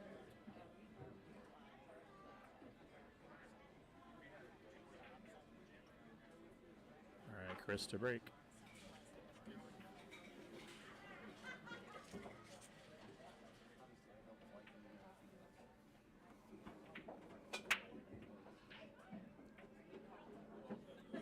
Made a ball on the break, wants a bump off the 7, but the 7 does not participate. It is hooking him, so he's probably going to be pushing out. It's a 4, isn't it? You're right, 4 ball. Okay. I have a hard time seeing that on the screen. Yeah. Oh, maybe you can see the edge of it. Or maybe you can make it. I can't see that far. No, okay. Table 5, Anthony Davis. Good play there. He's probably hoping to catch one of the 7 or the 9 to not go through those balls, just so they end up with a little bit of blocker.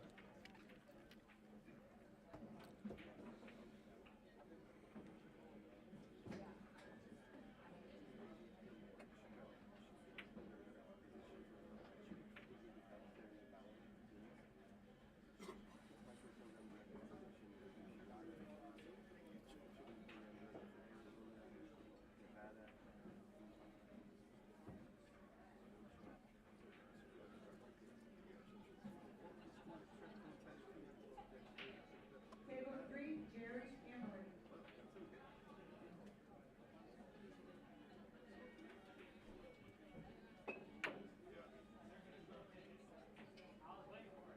Table 8, Adrian.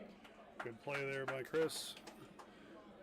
Gets a 1 underneath the 2 ball. Nelson's more than likely to play the 2-rail kick off the right side rail.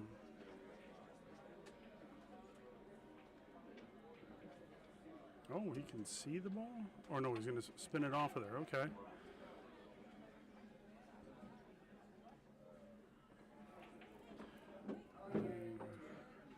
Wasn't really planning on that, but he left himself some green here to that 2 ball back up on the top end of the table.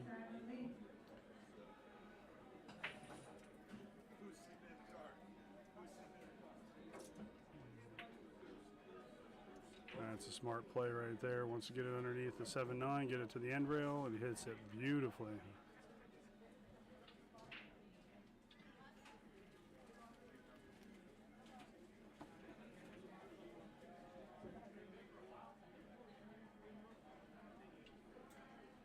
Table 6, Chris.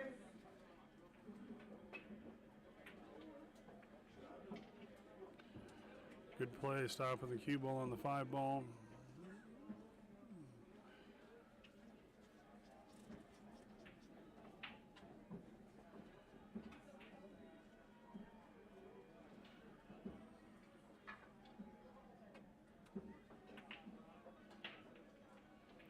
Trying to get the cue ball below the 5, it's going to run into it.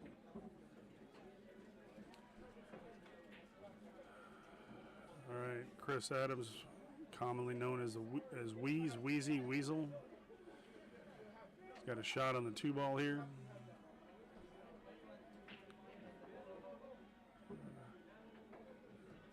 Chris runs Jicky Jacks down in Phoenix area. Oh, pockets are tight.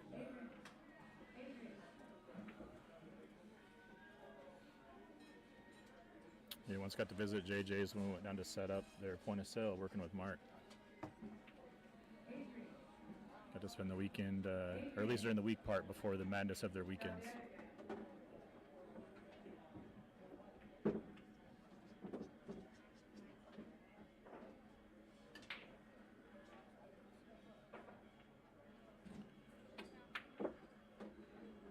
nice shot there to hold it up. Just got to play the back cut. Likely going to run into the 6 ball here.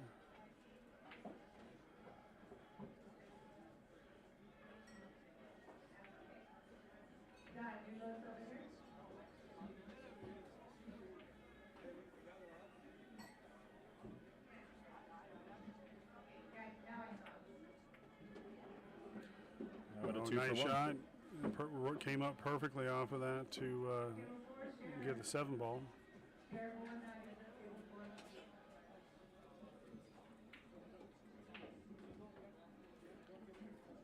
Assuming the 7 ball goes. He's looking pretty close at it, so it may not. Table 16, Aaron McCord.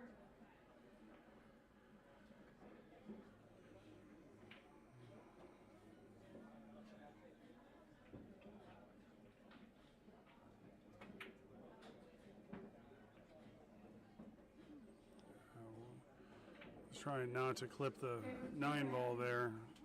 If it wouldn't have clipped it, it would have been probably had a pretty good save. The speed would have been good.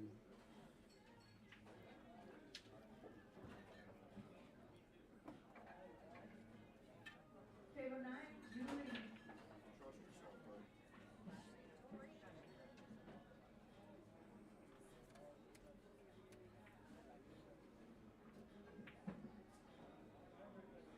Just want to thank everybody. We got to that 50 on those sums up. You guys are doing a good job out there now.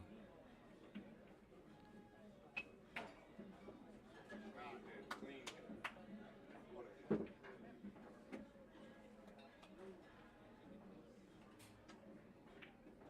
Table 3, Lawrence Wolf.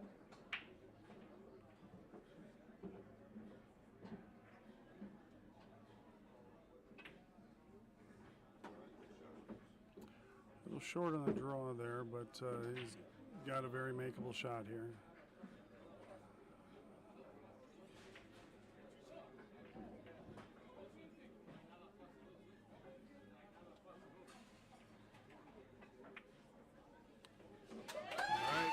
All right, Chris goes up 2-0.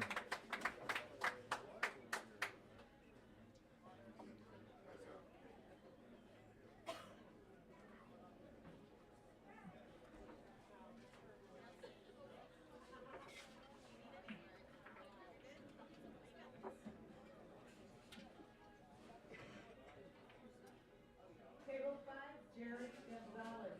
Table 5.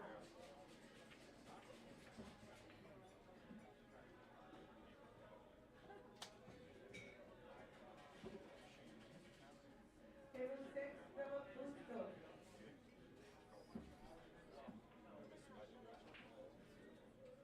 Sharon Omega. Table 4, Felisa.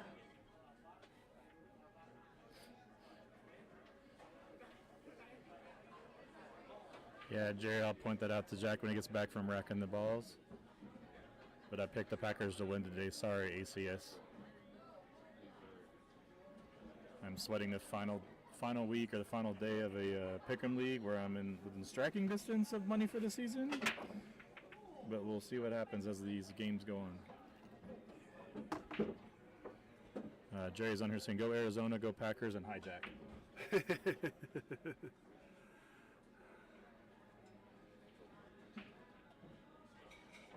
the Green Bay's are currently up